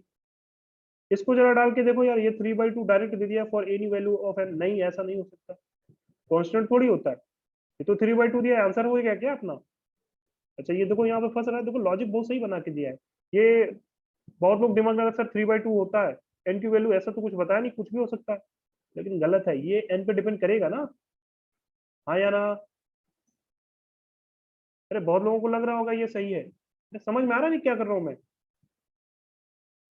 Yes sir. ये n पे पावर डिपेंड करता है, डायरेक्ट 3/2 अगर बोलो आप n की वैल्यू 2 रखते थे तो ये n से डिपेंडेंट नहीं है, ये depend upon value of n, depends upon power of n। ऐसे सोचो, पावर ऑफ रेडियस r, जो भी सोचो, ठीक? तो पावर पे ये बोलना नहीं डिपेंड कर रहा है, एनी वैल्यू मतलब पावर पे डिपेंड ही नहीं कर रहा है, लेकिन ऐसा है नहीं। यहाँ पे जरा n की वैल्यू रखो जरा, कितना? 2। देखो 3/2 आ रहा है यहाँ पे, हाँ या ना? तो ये सही होगा। ये करने का छोटा तरीका था, शॉर्टकट। बोलो, आई बात समझ में? क्लियर है? अब जरा ये बता दो यार, ये बता दो जरा जल्दी से, ये बता दो, उसी पे बेस सवाल है। कब पूछा हुआ है देख, कॉन्सेप्ट वही है ना। बोलो, आर पे पावर n की जगह क्या लिख दूं मैं? -5/2। तो हमें कैसा आया? रख के देख लोगे इसको? Yes sir. इनवर्सली प्रोपोर्शनल मतलब -5/2 ऐसे प्रोपोर्शनल है। तो यार यहाँ पे रख के चेक कर लो एक बार, या अदरवाइज आप लगा लेना। अब हमारे लिए तो ये एक्सप्रेशन आ गया तो हम डायरेक्ट इसी का यूज करना है। आप लगाओगे बेसिक से जाके तो वही आएगा।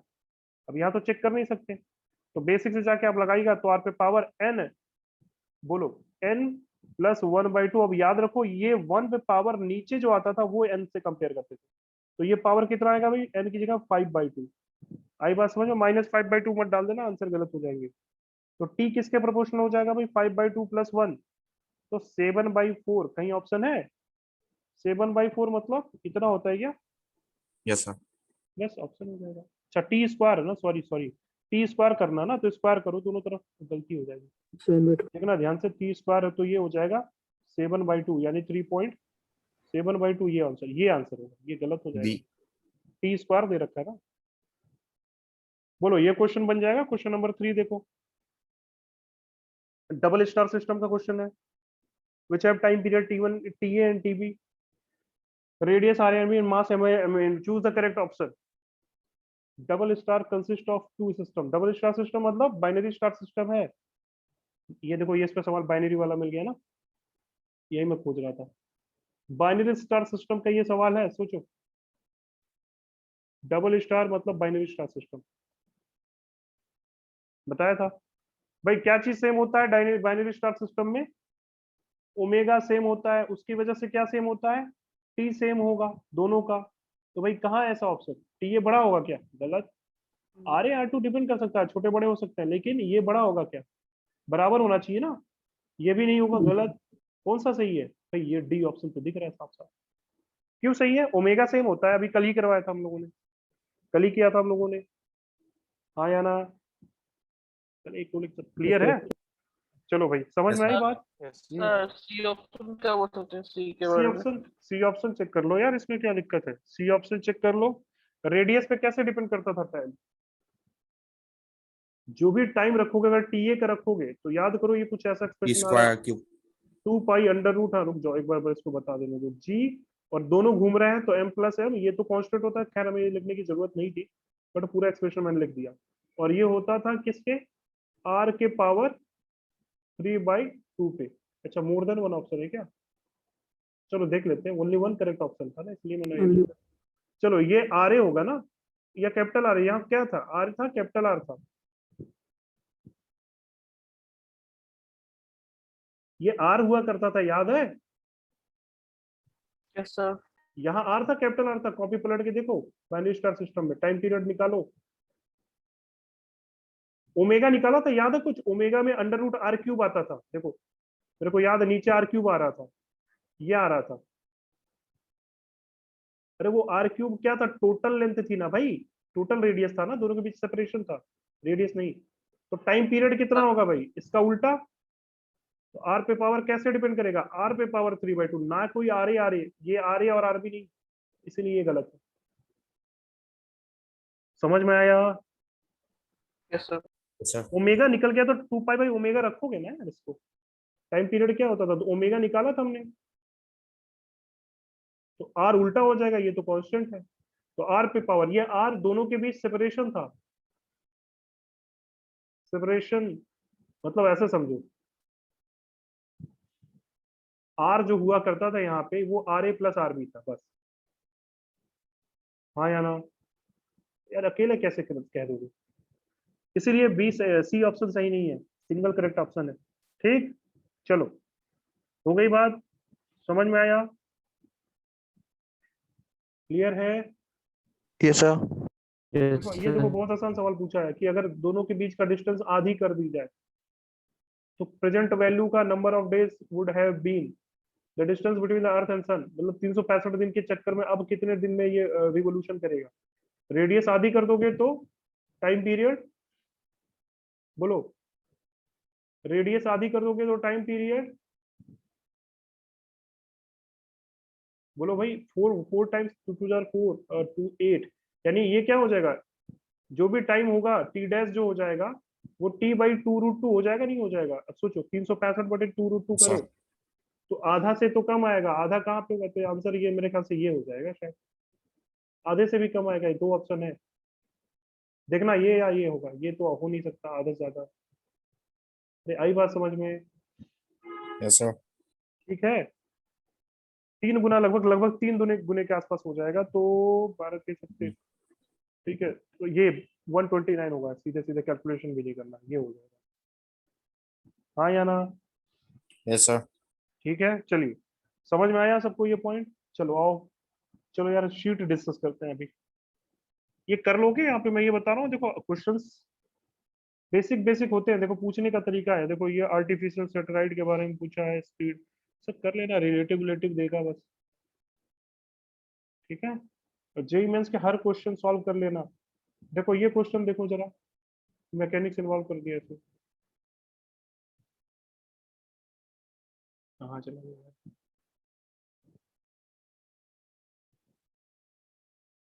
ये क्वेश्चन देखो, question number 6,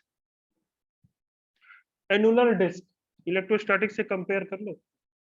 annular disc, annular disc मतलब बीच में खाली, एनुलर मतलब ऐसा सोचो, अंदर का रेडियस 3 और 4 आर, मास यहाँ,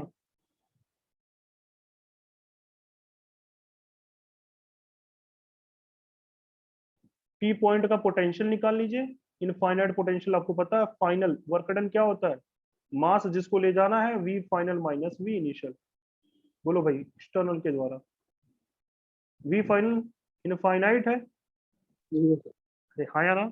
वी फाइनल इनफाइनाइट है, अरे हाँ या ना? तो जीरो हो जाएगा और माइनस पोटेंशियल में आएगा और माइनस माइनस प्लस हो जाएगा, तो आप सिंपल सा सोचो ये वैल्यू जो भी आएगी पॉजिटिव में बनेगा, तो आंसर भी देख लो, ये निगेटिव में तो हो ही नहीं सकता, ये मतलब काम करना पड़ेगा उसे, चाहे ये या ये, 3 ऑप्शन होंगे। हाँ या ना? लॉजिक समझ में आया? यस सर और ये निकालने का तरीका, पोटेंशियल कैसे निकालेंगे भाई, इस पूरे को मास मान लेना, सिग्मा दे रखा है कांस्टेंट है, सिग्मा दे रखा होगा कांस्टेंट है, नहीं दे रखा तो खुद से मान लो,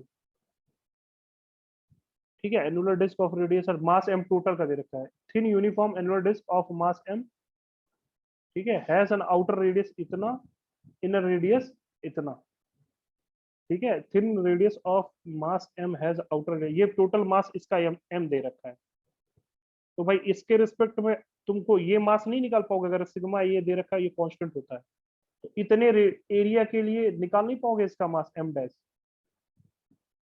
बोलो भाई, निकाल लोगे, यस सर सवाल कर लोगे इलेक्ट्रोस्टैटिक्स होगा, बस तुम्हें पोटेंशियल एनर्जी लिखने आना चाहिए, मतलब पोटेंशियल लिखने आना चाहिए, ग्रेविटेशनल पोटेंशियल।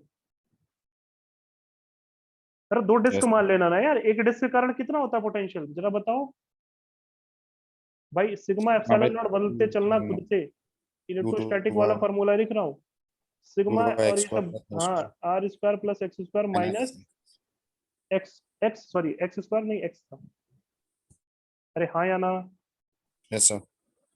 ये अब सिग्मा और ये सब बदल लेना। सिग्मा मतलब इसकी डेंसिटी, ये मतलब 1/4 पाई जी और माइनस के साथ। आई बात समझ में? ये पोटेंशियल होता है। क्लियर है भाई? डिस्क के लिए मैंने बोला था, मैं लिख देता हूँ भाई यहाँ पे, बहुत लोगों को दिक्कत होगी। तो ये 2 बन जाएगा नीचे से कैंसिल होके, ये सिग्मा बन जाएगा, ये आर स्क्वायर और ये एक्स डिस्टेंस दे रखा है 4r है। खैर आप ऐसे रखना। बोलो कर लोगे सॉल्व इसे? छोड़ दूं मैं? तो एक के लिए v1 मानोगे, दूसरे के लिए -1 मानोगे, दोनों को सिंपल ऐड करना होता है ग्रेविटेशन पोटेंशियल में। हाँ या ना? स्केलर है ना इसमें, वेक्टर का तो कोई लोचा नहीं है। बोलो भाई, हो जाएगा ये सवाल? Yes sir. शॉट ले लो, सो करना। अच्छा सवाल है कि बढ़िया सवाल है? यहाँ भी पूछ सकता है, इलेक्ट्रो में भी पूछ सकता है ऐसे सवाल। फायदा यही है ना लगाने का ऐसे कॉन्सेप्ट पे। चलो खैर, क्लियर है सबको? अरे आई बात समझ में? Yes sir. छोड़ दो इसको, कर लोगे।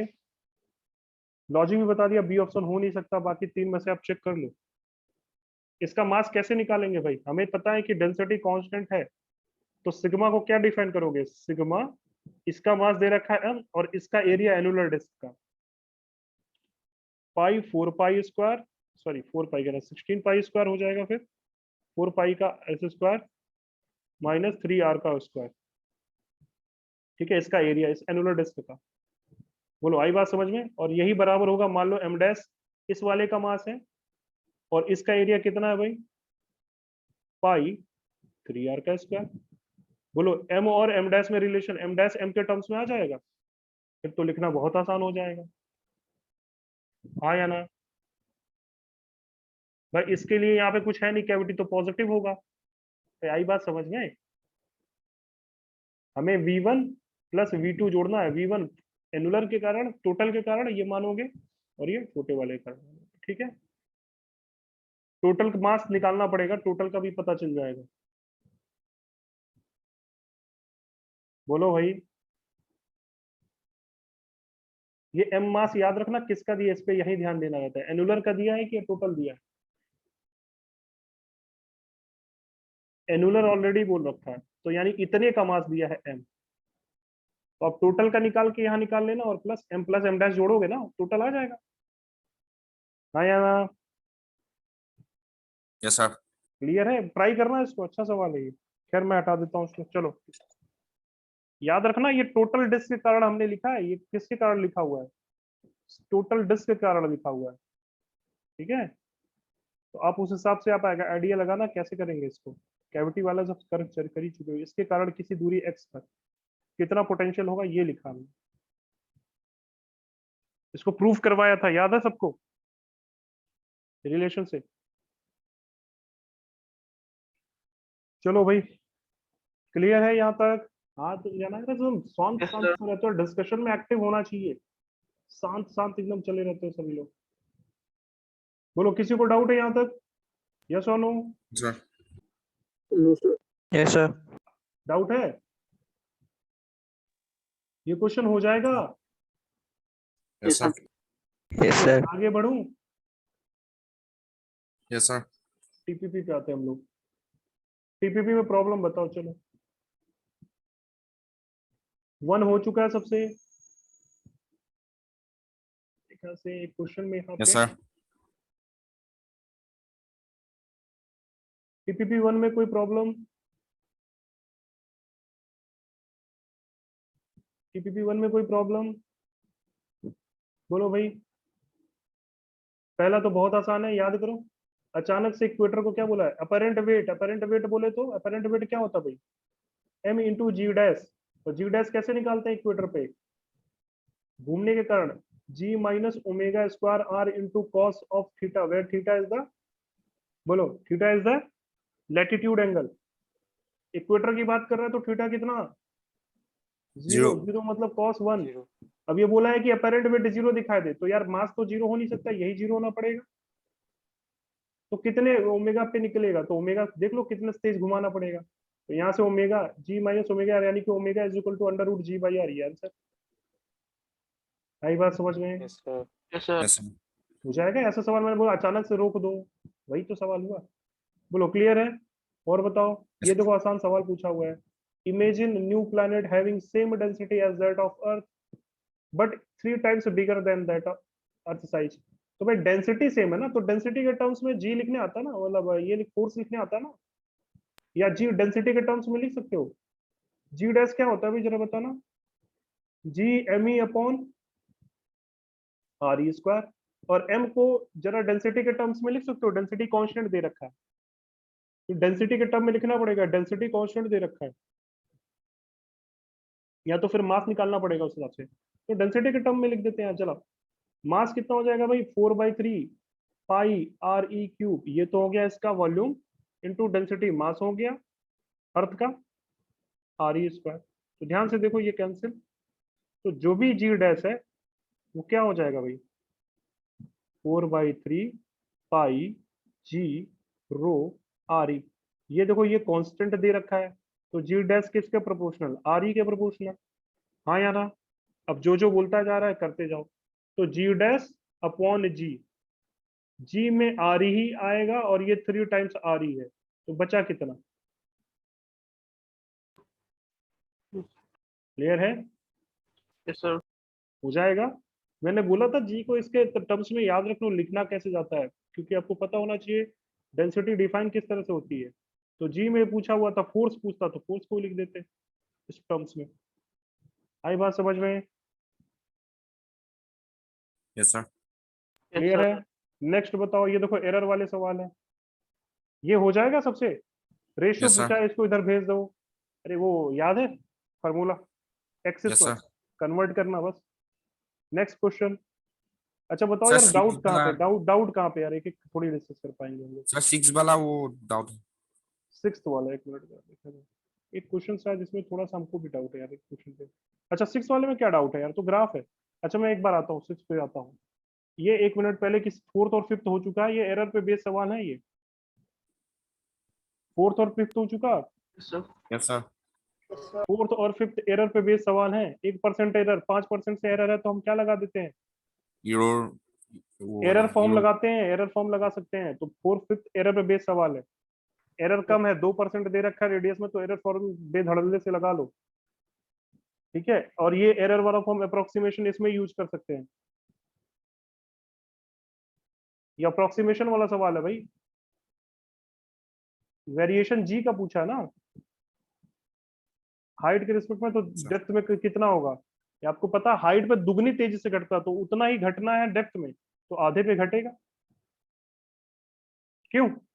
अगर 1% Yes, sir. का वेरिएशन देना है तो तेजी से कहाँ घटता है भाई?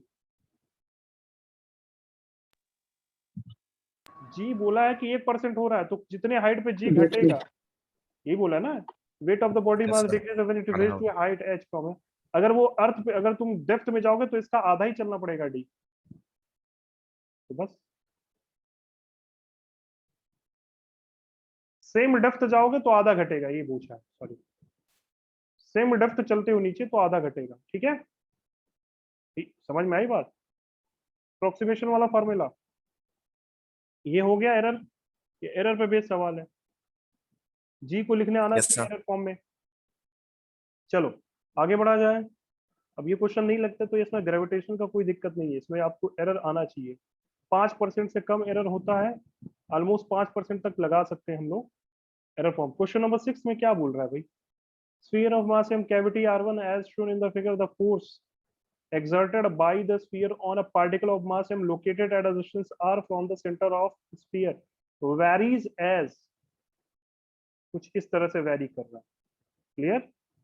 ठीक है भाई, यहाँ yes पे sir तो एम्पटी है ना, कैविटी है, और यहाँ कैविटी है, तो यहाँ पे क्या होगा, इजी जीरो होगा, तो 0 फोर्स क्या होगा, जीरो होगा। तो देखो कहाँ कहाँ पे जीरो हो रहा है, ये आर तक नहीं, यहाँ तक, R1 तक। तो देखो यार R1 तक जीरो, एक तो यहाँ जीरो दिख रहा है, एक तो यहाँ भी जीरो दिख रहा है, और ये जीरो देखो कौन सा, ये तो दूर तक जीरो है भाई, ये तो बाहर से लेके आ रहा है, दे नहीं रखा है, ये समझो ये सरफेस वाला पॉइंट है। आई बात समझ में? ये R equal to yes sir R2 दे रखा है,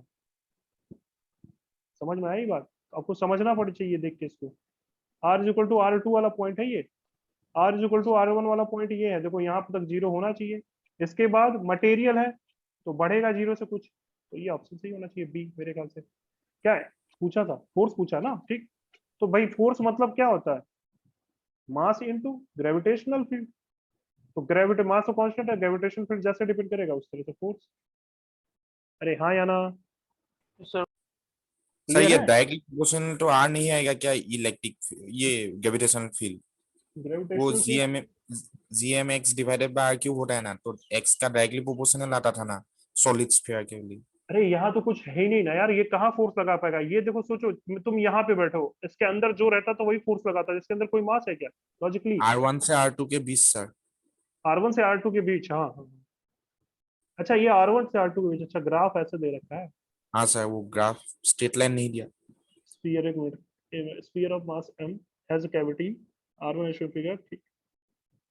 अरे ये तो नहीं बताया ना हमें कांस्टेंट है या नहीं, हो सकता है ऐसा भी ग्राफ कर सकता है। अगर ये ओ हाँ कांस्टेंट सर ठीक बोलता, है। अगर ये कांस्टेंट बोलता तो ये ग्राफ ऐसे होता। हाँ सर, मैं वही डाउट हो था। सकता है अगर नहीं दिया है तो ये भी पॉसिबल है, क्योंकि एक ही मोस्ट प्रोबेबल आंसर एक ही है, ये तो हो नहीं सकता, यस सर। ये तो पॉसिबल ही नहीं है, ये भी पॉसिबल नहीं है। ए और डी तो एलिमिनेट हो गए। ये जो हो सकता है भाई इसी का हो सकता है, कांस्टेंट होता नहीं है। अब देखो ये ग्राफ अगर हो सकता है कि मान लो ये R1 दिया हो, तो R2 से ग्राफ चेंज हुआ, वो तो ठीक है, दिख रहा है फोर्स बाहर जाने पे ऐसे गिरेगा। लेकिन इस ये कांस्टेंट थोड़ी हो सकता है इसके अंदर। ऐसे देता तो हम सोच भी सकते थे, ठीक है। क्योंकि देखो क्यों कांस्टेंट नहीं हो सकता, थोड़ा आगे जाओगे तो यार इतना हाँ इतना ज्यादा हो सकता। फोर्स लगाएगा ना, तो ये तो हो नहीं सकता। तो फिर यही ऑप्शन मोस्ट प्रोबेबल है, और ये तो यहाँ पे जीरो नहीं दिया तो इसलिए ये तो गलत होगा। ठीक है, B option most probable. Yes हो सर। सकता है भाई कि ये तब बोला होगा, इसने कुछ बताया नहीं डेंसिटी के बारे में। डेंसिटी हो सकता है कांस्टेंट ना हो, तो ये फिर सही है। समझ में आई बात? और डेंसिटी कांस्टेंट होता तो ग्राफ ऐसे देता, स्ट्रेट लाइन। यस और नो? Yes sir. चलो सर भाई 10 क्लियर। वाला नहीं हो? Question number 10। क्वेश्चन नंबर 10 यार, कोई एक क्वेश्चन में इसमें मेरे को डाउट था, ये हो गया सबसे। Yes sir. इलेक्ट्रिक फील्ड वाले का उल्टा, क्योंकि यहाँ पे अट्रैक्टिव फोर्स है, अगर इलेक्ट्रिक फील्ड यहाँ पे चार्जेस होते क्यू क्यू, तो ये ग्राफ सही होता, क्योंकि भाई पॉजिटिव की तरफ ऐसे गिरता, ठीक है, और निगेटिव की तरफ ऐसे गिरता, ठीक है, निगेटिव की तरफ ऐसे गिरता और यहाँ पे ऐसे, मतलब ग्राफ एग्जैक्टली सही नहीं बोल सकते। लेकिन अब देखो यहाँ पे मासेस है, मासेस हमेशा अट्रैक्टिव होता है, तो ये ग्राफ नीचे आ जाएगा, और इधर वाला ग्राफ ऐसे जाता था तो ये ऊपर आ जाएगा। अगर मास हुआ तो ये मास की बात कर रहे हैं, चार्ज होता तो उसका उल्टा बनता। अरे आई बात समझ में? इसमें कोई डाउट? No sir. इसमें बीच में आएगा ना, ये तो कंफर्म है, न्यूट्रल पॉइंट बीच में आएगा। न्यूट्रल पॉइंट बीच में आएगा, बीच में जीरो सब जगह दे रखा है देखो, और जहां मास है वहां पे इनफाइनाइट पे जाना चाहिए, ठीक है। और ये ग्राफ कट करना चाहिए, देखो यहाँ कट नहीं कर रहा, यहाँ कट नहीं कर रहा, हटा दो, हटा दो। दो में कट कर रहा है, इन दोनों में कैसे पता ये ग्राफ कौन सा सही होगा? अब सोचो, अगर चार्ज क्यू है, पॉजिटिव चार्ज, इधर पॉजिटिव वैल्यू था, ठीक, इधर नेगेटिव, तो ये ऊपर ऐसे खुलता था, ठीक। चार्ज क्योंकि ये नेचर वाइज कैसे हो सकते हैं, दोनों नेचर हो सकता है ना, पॉजिटिव चार्ज है। यहाँ पे एम की बात करें तो इसका नेचर जस्ट अपोजिट होता है, तो ये कैसे इधर वाले साइड में कैसे खुलेगा, और इधर कैसे खुलेगा? ये ऐसे खुलेगा और इधर वाला ऐसे खुल जाएगा, तो ये ऑप्शन सही हो जाएगा। इसीलिए मैं बोल रहा हूँ अगर ये मास हुआ, तो मास अट्रैक्टिव नेचर के होते हैं ना, इसीलिए ये यस ग्राफ सर। सही हुआ। आई बात समझ में? देखो ये क्वेश्चन फिर से यस आ सर। गया ओके। अब बताओ कौन सा इसके बाद? 10 सर। क्वेश्चन नंबर 10, ये तो क्लास में भी करवाया, 9th क्वेश्चन। क्वेश्चन नंबर 10 में थोड़ा सा मुझे इसमें डाउट लग रहा है यार, क्योंकि सपोज न्यूटन ग्रेविटेशन फोर्स दिया हुआ है, यही क्वेश्चन था, एक मिनट किसी ने पूछा भी था, और को देखते हैं। क्वेश्चन नंबर 10 बोला है suppose Newton's law of gravitation F1 and F2 between the two forces, two masses. Forces दे रखे हैं भाई, ठीक है, पोजीशन R1 एंड R2, ये क्या दे रखा है? F1 दे रखा है -F2, ठीक है भाई। फोर्सेस दे रखा है, एम नॉट से ऊपर मल्टीप्लाई करा है, एम नॉट स्क्वायर से नीचे मल्टीप्लाई करके एक्स्ट्रा दे रखा है, और ये एम नॉट स्क्वायर एन है, तो अगर मैं एम नॉट को देखूं तो एम नॉट पे पावर 2 माइनस, ऐसा समझो 2 1 माइनस एन आएगा, हाँ या ना? Yes sir. ठीक है। और बाकी चीजें यहाँ पे अगर मैं बोलूँ तो GMM ऐसे हो जाएगा, R12 और 13, ये माइनस, और यहाँ पे बनेगा g टाइम्स m1 m2 पे power n divided by r13, तो यहाँ पे क्यूब है ना, ठीक है। तो यहाँ पे मैं हटा के इसको r13 क्यूब रख देता हूँ, ठीक, स्क्वायर रख देता हूँ। तो ये जो भी एक्सप्रेशन बनेगा कुछ फोर्स टाइप दिख रहा है। तो बोला supposing Newton's law of gravitation for the gravitation forces between the to masses. Newton's law of gravitation लगाना, सोचो क्या क्या लगाना पड़ेगा, तो देखता हूँ मैं इस पे। तो mass M not is constant of dimension of mass. अच्छा M not is a constant, अच्छा ये एम नॉट जो है ना वो कॉन्स्टेंट है। अच्छा ये दे रखा हुआ है, ठीक है भाई, एम नॉट कॉन्स्टेंट दे रखा हुआ है, ठीक। r12 तो r12 मतलब ये है, और n क्या है, n है आपका एक नंबर।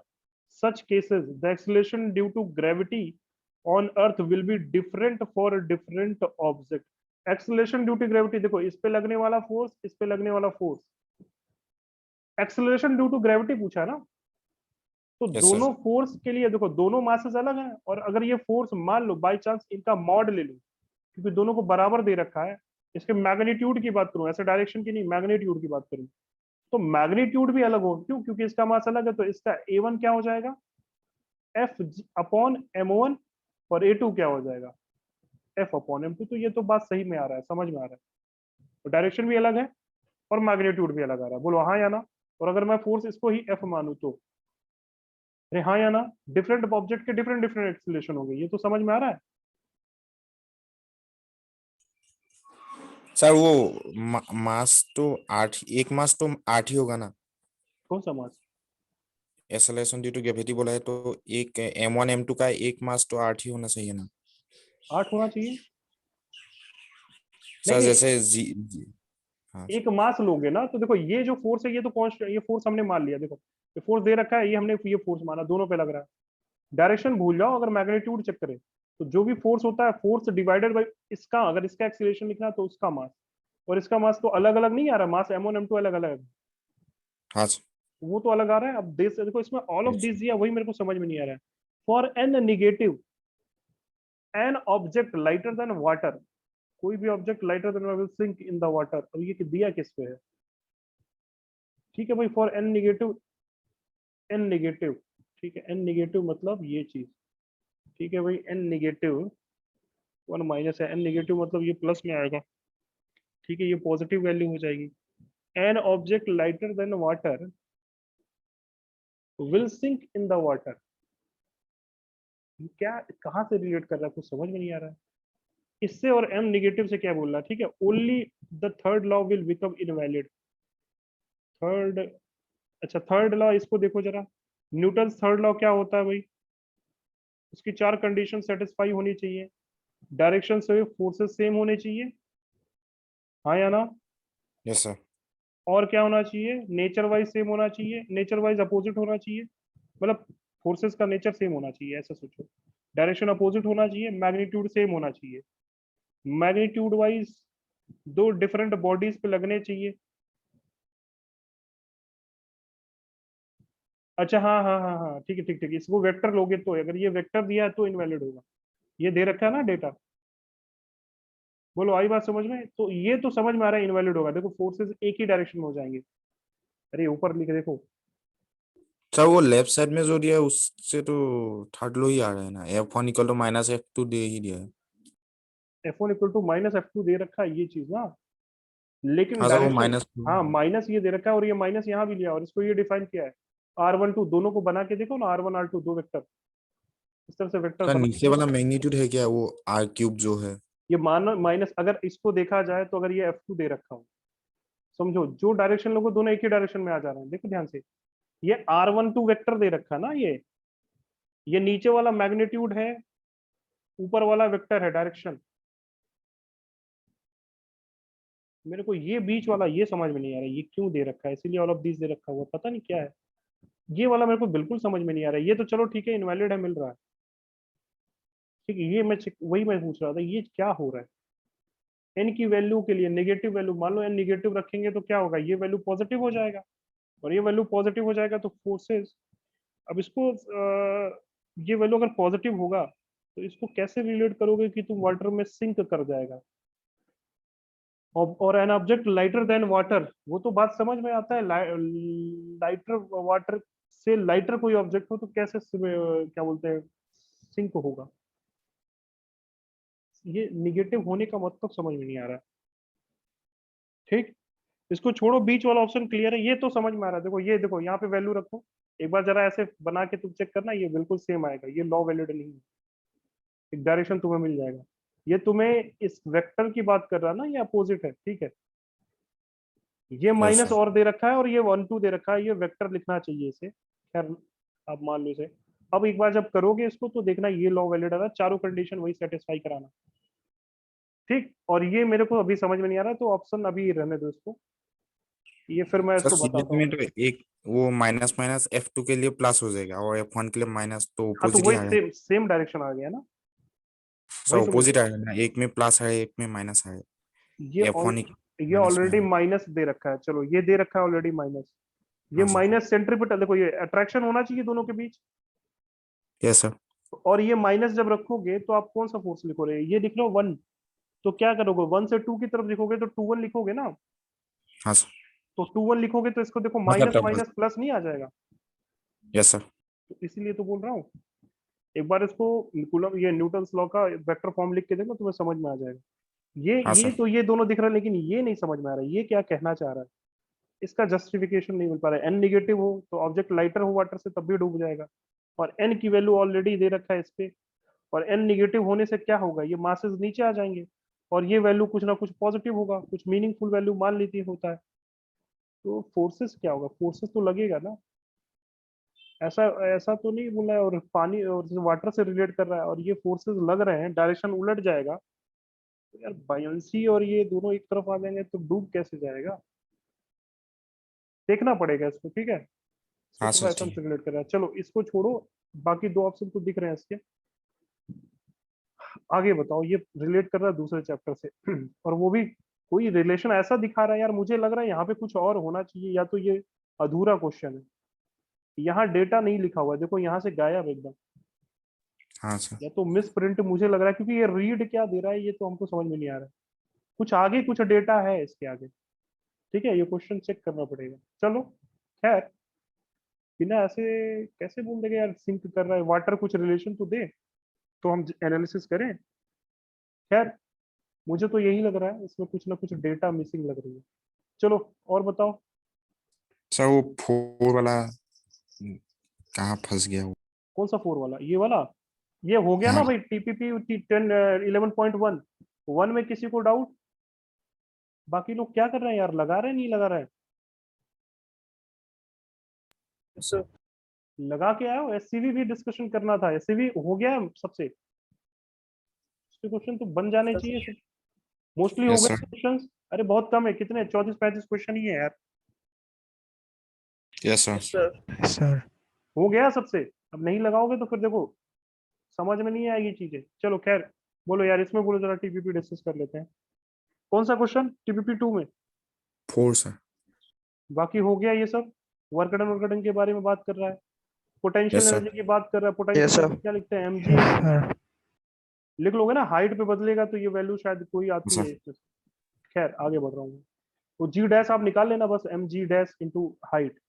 पोटेंशियल एनर्जी क्या होता है अगर एच सरफेस से ऊपर जाओगे, रेफरेंस यहाँ पे सेंटर को मानते हैं तो एम जी इंटू क्या होता है, जी डैश लिखना चाहिए, जितना हाइट जाना है इंटू हाइट एच, अगर सरफेस से जा रहे हो, ठीक है।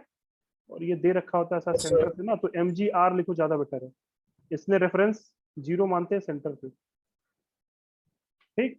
तो आर की वैल्यू ऊपर जाने के बाद लिख देना बस, जितना ऊपर जाओगे आर पे, वहां पे जी डैश की वैल्यू और आर की वैल्यू लिखोगे।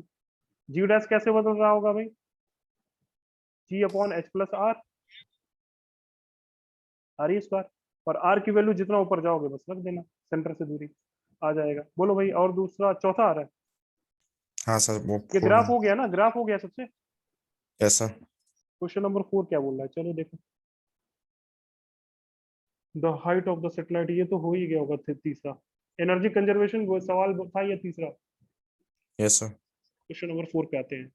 Two bodies of mass m1 m2 initially at rest initially infinite distance apart, they are allowed to move towards each other under the mutual gravitation force.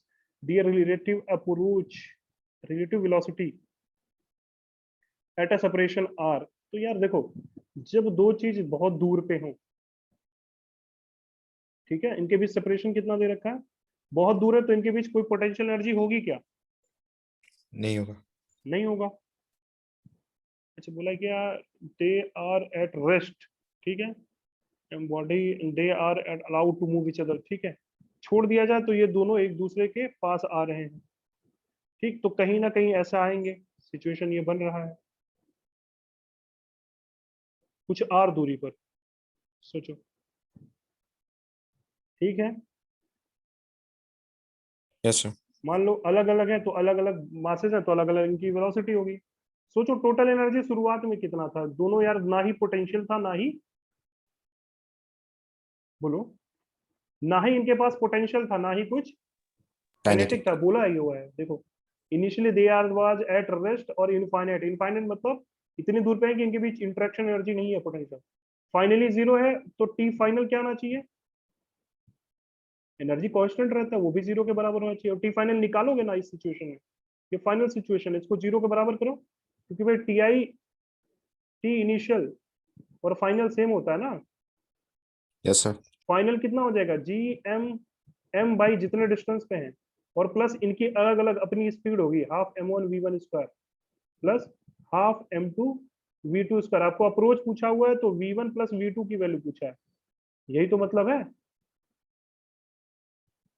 Relative approach. अच्छा, relative velocity of approach, approach मतलब कितनी तेजी से इनके बीच की distance घट रही है, तो दोनों को जोड़ोगे ना, अप्रोच मतलब समझते हो ना, यस सर। कितनी तेजी से पास आ रहे हैं, तो ये रिलेटिव अप्रोच, तो यहाँ से ये वैल्यू जीरो के बराबर रख दो, ठीक है, और यहाँ से ये भी लगा सकते हो तुम यार, ग्रेविटेशन इनका सेंटर ऑफ मास तो एक ही रहेगा ना फिक्स, अरे हाँ यस या सर। ना, तो वो कंडीशन लगा सकते हो ना, यहाँ पे ये कंडीशन लग जाएगा m1v1 is equal to m2v2 के बराबर होगा, ये दोनों कंडीशन लगाओ, क्यों, यहाँ पे डिस्टेंस इनफाइनाइट थी शुरुआत में, अरे सोचो इनके बीच जो भी है नेट इंटरनल फोर्स है, तो इनका मोमेंटम इनिशियल और फाइनल बराबर होगा, वहीं से निकल के आता है, मुझे समझ में आई बात? सर ये सेंटर ऑफ मास वाला कॉन्सेप्ट ये मोमेंटम से आया है क्या? हाँ, ये सेंटर ऑफ मास मोमेंटम से ही है ना, दोनों पार्टिकल, सोचो इनिशियली इनके बीच एफ एक्सटर्नल क्या था, जीरो, फाइनली भी था, तो यार इनिशियल मोमेंटम फाइनल मोमेंटम के बराबर नहीं लिख सकते, यही तो यस मतलब सर। होता है, ये वही कॉन्सेप्ट है, मतलब उनके बीच में डिस्टेंस पर यूनिट टाइम यानी वेलोसिटी m1 x1 लिखते हैं ना, yes m1 sir. x1 by t, तो उसकी velocity rate of change of x1 rate of change of x2, यही बात है, तो बस दो फॉर्म लगाने हैं, m1 v1, सोचो m2 v2, चाहे यहाँ से v1 उठा के डाल दो यहाँ पे, चाहे से यहाँ पे v1 उठा के डाल दो, इसका एक शॉर्टकट तरीका बताऊं, बोलो, रिलेटिव वो वाले कॉन्सेप्ट से, हाँ सर। तो यहाँ से सेंटर ऑफ मास वाले कॉन्सेप्ट में, ये बात समझ में आया नहीं आया ये सबको? यस। तो v2 यहाँ से उठा के डाल सकते हो आप m1 अपॉन m2, ये दोनों इक्वेशन लिख लो यार, बहुत इंपॉर्टेंट है, ये पहला इक्वेशन, ये दूसरा इक्वेशन, दोनों का यूज करके आप ये वैल्यू उठा के यहाँ डालोगे, तो यहाँ से v2 की वैल्यू यहाँ पे v1 निकल जाएगा, और v1 की वैल्यू डालोगे तो v2 निकल जाएगा, और आपको निकालना है v1 प्लस v2, यही वेलोसिटी ऑफ अप्रोच है। समझ में आई क्वेश्चन? अगर ये समझ में आ गया तो एक तरीका और बता रहा हूँ मैं इसको करने का, सबसे आसान तरीका, ये समझ में आया सबको? मैंने किया क्या, एनर्जी कंजर्वेशन और प्लस मोमेंटम कंजर्वेशन, कौन सा, लीनियर मोमेंटम कंजर्वेशन, आई बात समझ में? Yes sir. Yes, sir.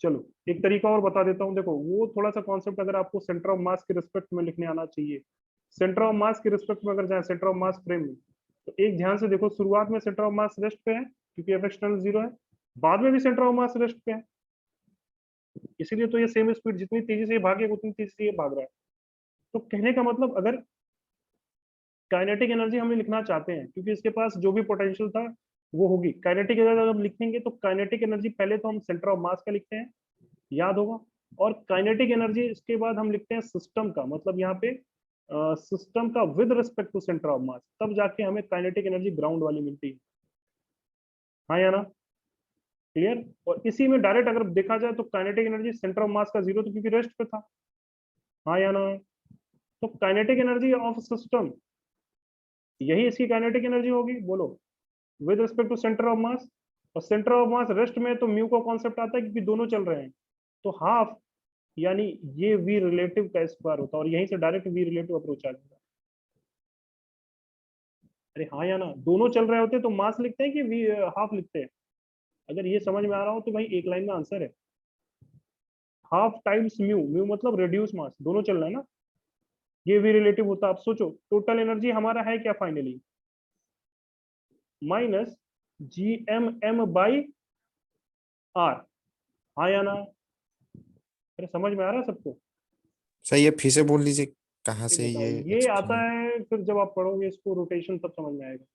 ये क्या है, पहले मैं ये कॉन्सेप्ट बता देता हूँ, पहले तो आंसर तो मैच करा लो। ये समझ में आया ये चीज? हाँ सर। ये तो पोटेंशियल हो गया। काइनेटिक में क्या होगा भाई, काइनेटिक तो यही बस बचा है,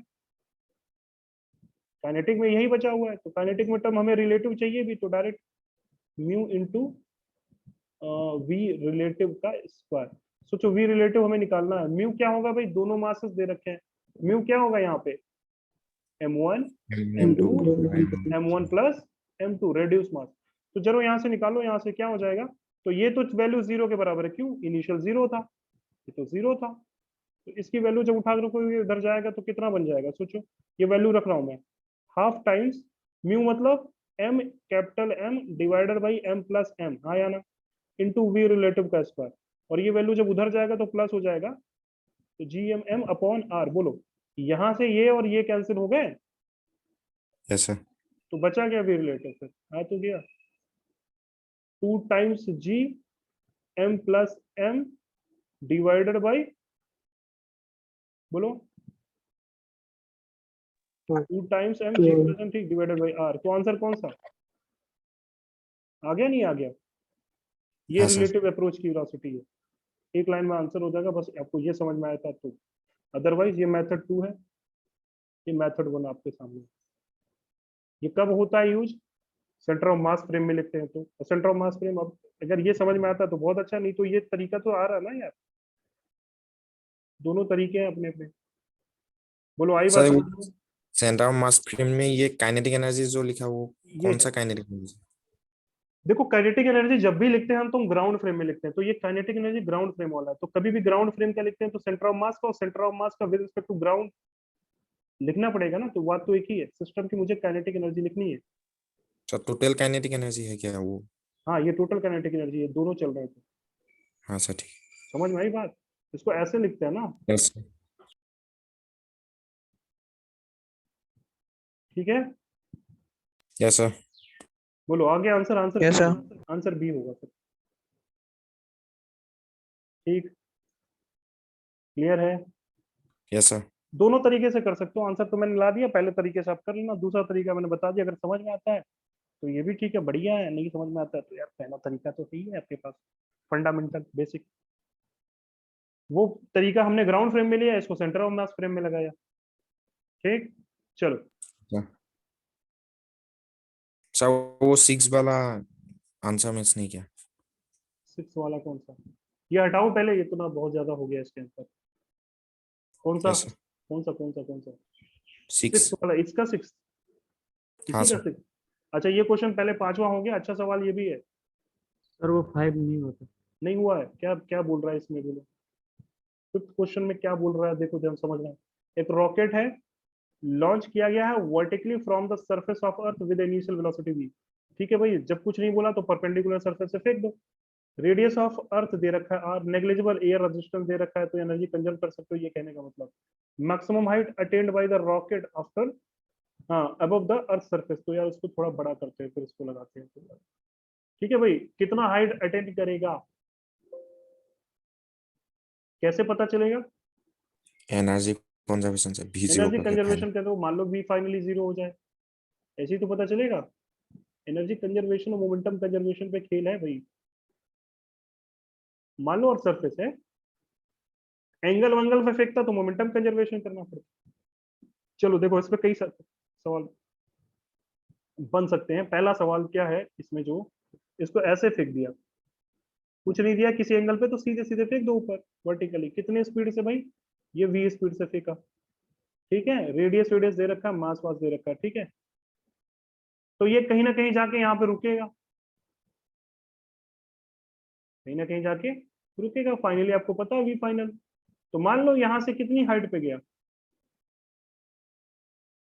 बोलो।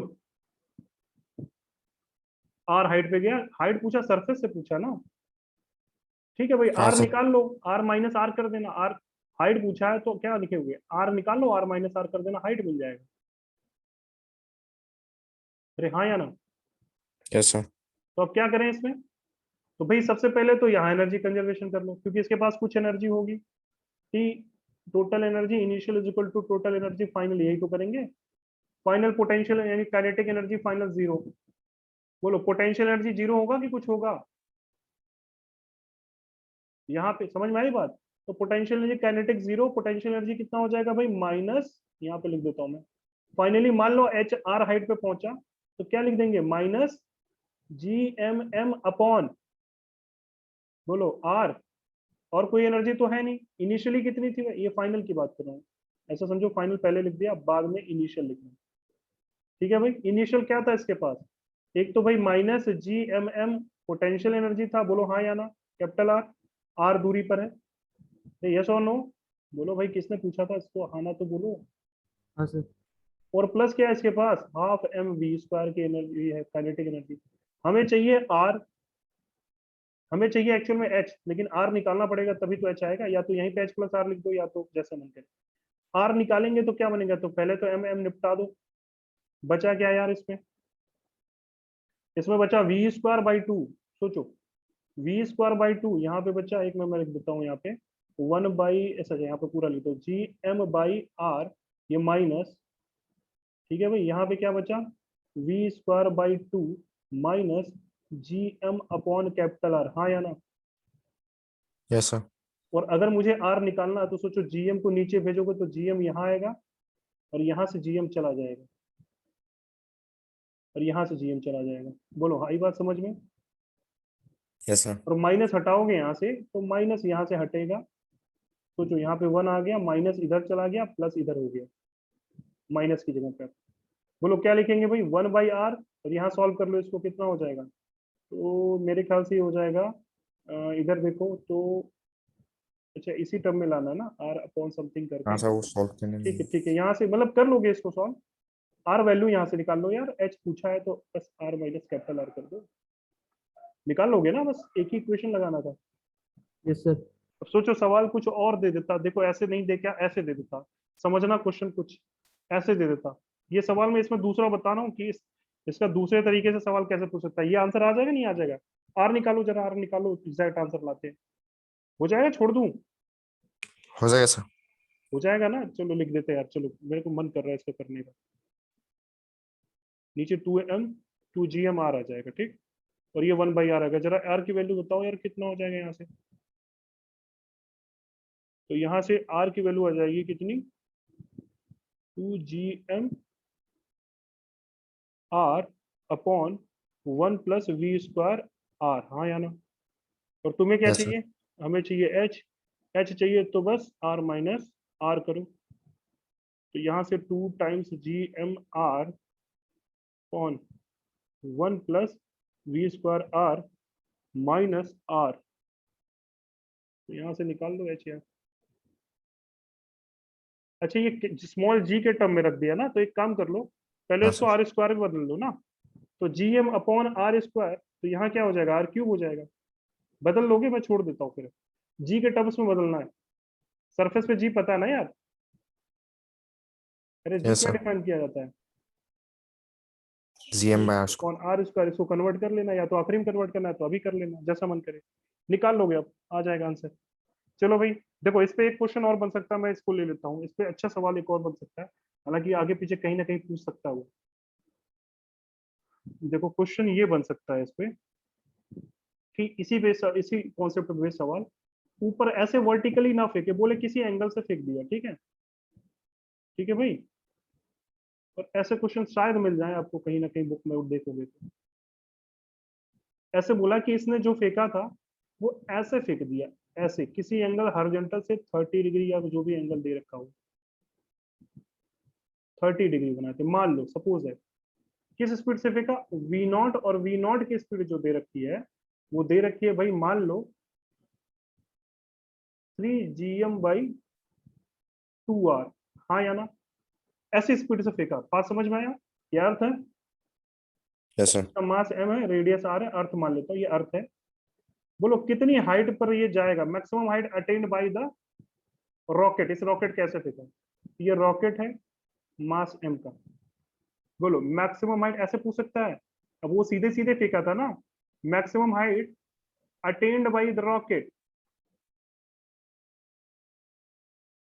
बोलो आई बात बन सकता है। और ये रुकेगा नहीं, ये चलता रहेगा, किस ऑर्बिट में जाएगा, उस ऑर्बिट को भी पूछ सकता है, और कितनी स्पीड से जा रहा होगा ये भी पूछ सकता है। बोलो भाई पहले तो मैक्सिमम हाइट निकालते हैं और अपने आप ऑर्बिट बन जाएगा, ये क्वेश्चन बन सकता है। अगला क्या करेंगे भाई इसके लिए, मान लो ये ऐसे गया, ठीक है, ऐसे गया, ये जिस ऑर्बिट में फिक्स हुआ मैक्सिमम, ऐसा समझो कि यहां कहीं आया और ये हो गया फिक्स।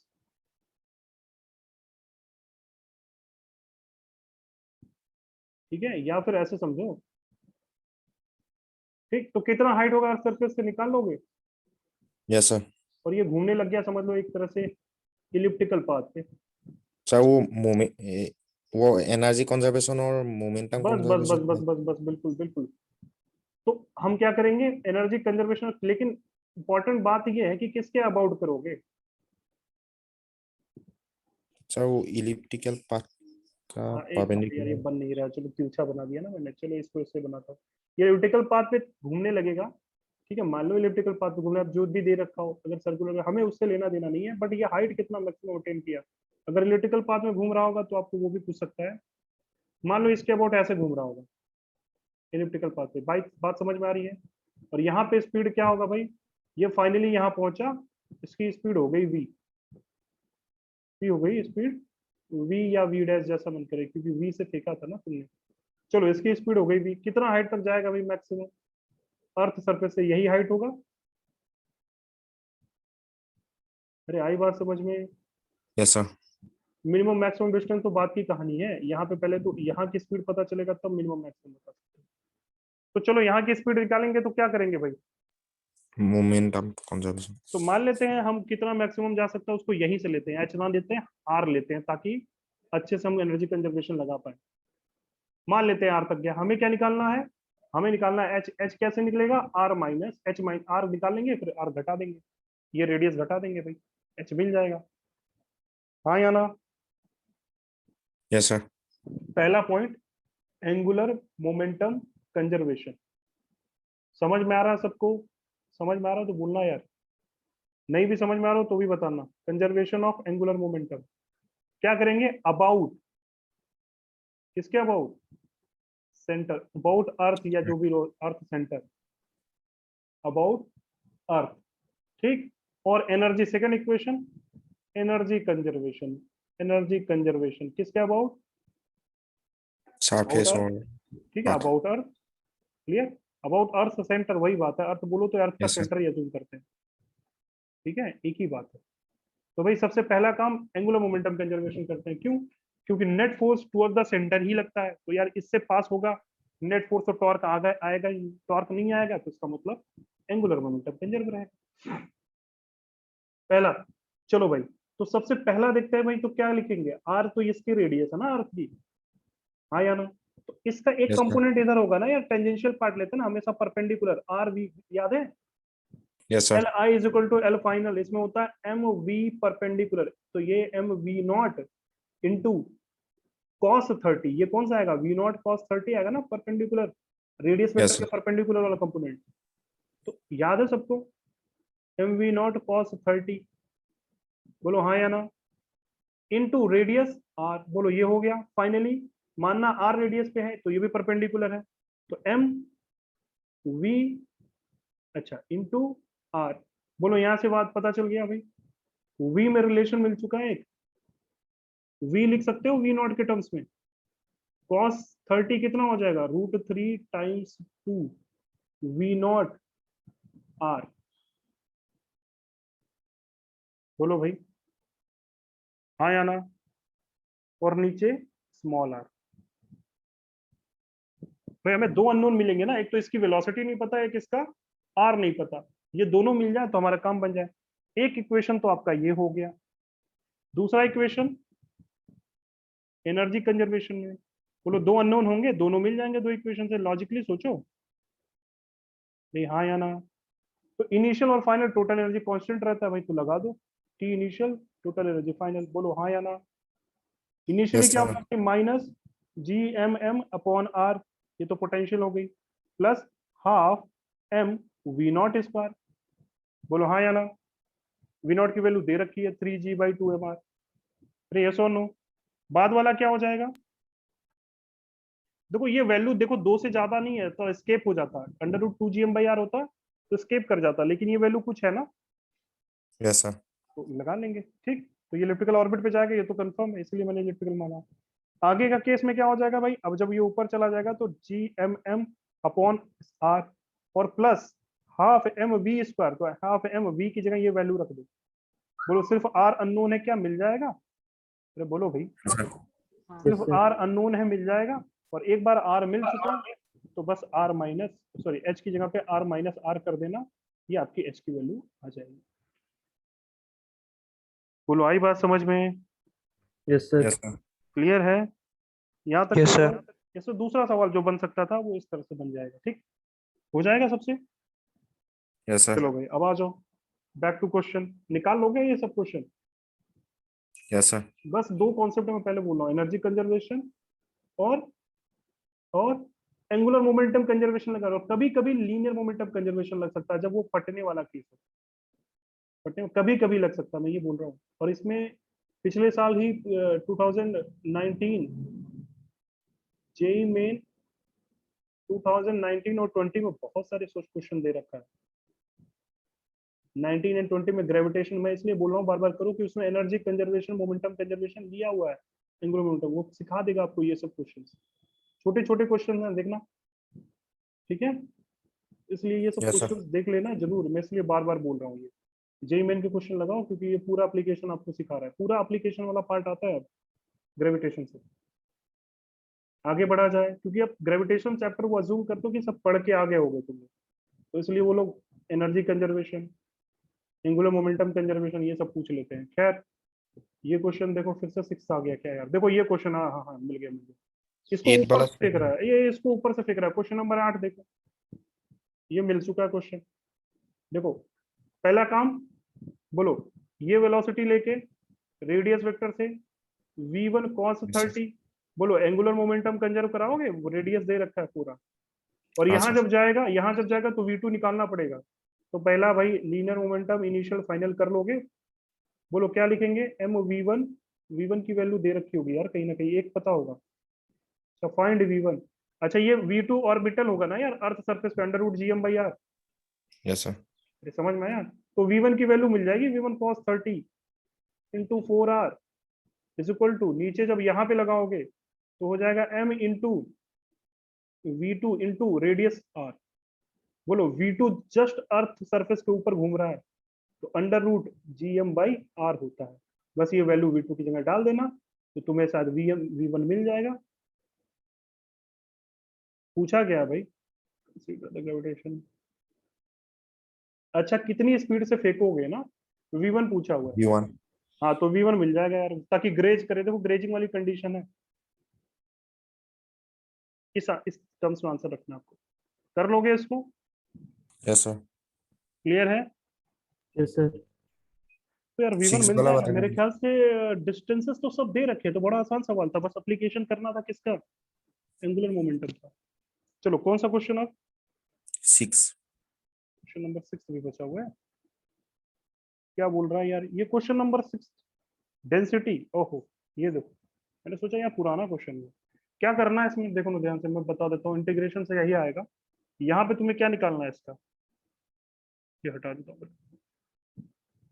मास डेंसिटी सिग्मा दे रखा है, सिग्मा के एक्स स्क्वायर के बराबर है।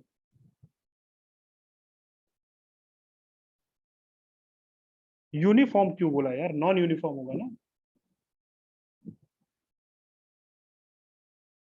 हाँ सर।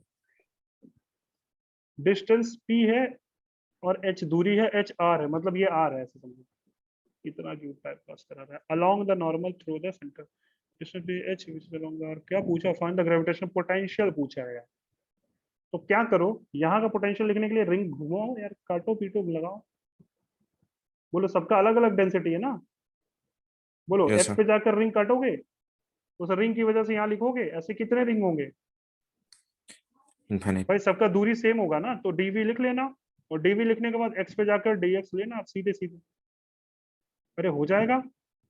और सिग्मा पता है आपको, बोलो इस पे चार्ज मतलब इस पे मास कितना होगा, sigma into per unit area, इसका एरिया लिखोगे ना, कितना लिखोगे एरिया, हाँ ट्वाइस तो पाई एक्स ट्वाइस डीएक्स। पाई एक्स इंटू डीएक्स, ये आपका क्या आ जाएगा डीएम, और यहाँ पे आप वीजी लिखो, डीवी लिखोगे तो डीवी कितना हो जाएगा, बोलो माइनस जी डीएम, ये तो आपका बिल्कुल वही वाला सवाल हो गया, minus G DM divided by ये क्या हो जाएगा डिस्टेंस अंडर रूट, ये आर है ये एक्स है, तो R square plus X square, बदल रहा है एक्स, लिमिट लगा लोगे, अरे हाँ या ना, यस सर। सबको समझ में आया भाई, ये एक्सप्रेशन डीएम की वैल्यू यहाँ हो जाएगी, और डीएम अपॉन अंडर रूट, यहाँ पे चेंज क्या हो रहा है, एक्स चेंज हो रहा है ना, डीएम की वैल्यू रखो, एक्स का फंक्शन है कि नहीं है, सोचो, माइनस जी इंटू डीएम की जगह पे सिग्मा, सिग्मा के एक्स स्क्वायर है तो डायरेक्ट लिखते हैं, चलो सिग्मा कितना है, तो ये सब क्वेश्चन में आपको रिंग काटना होता है, ये समझ में आया सबको, sigma into 2 pi X D X, बोलो नीचे क्या हो जाएगा under root R, R plus X square, वहां एच आर के बराबर है, बोलो फंक्शन बनेगा एक्स के रिस्पेक्ट में, यस सर। कर लोगे इसको, भाई जो जो कॉमन है निकाल लो बाहर, तो डीवी क्या हो जाएगा, जो जो कॉमन है माइनस जी टाइम्स पाई, और क्या कॉमन है 2g पाई के आ जाएगा, मैं वो इंटीग्रेशन में गलती कर दिया था। एक्स क्यूब डी एक्स, क्या मानोगे इसमें, यही मानना है बस, क्या मानेंगे इसमें, नीचे वाले को पी स्क्वायर। नीचे वाले को टोटल को पी स्क्वायर मान लो, खत्म हो जाएगा बस, लिमिट चेंज कर लेना अकॉर्डिंगली, किस पे लिमिट लगाओगे एक्स पे, जीरो से आर तक जाएगा, अगर ये एक्स पे लगाना तो जीरो से आर, अगर चेंज करते हो तो अपने हिसाब से चेंज कर लेना, ठीक है, और इसे जीरो से भी कभी आ जाए, बोलो कोई डाउट है अभी फिलहाल, ये बनाना पड़ता है, ठीक है, अरे यस और नो, हो यस जाएगा, sir. Yes sir.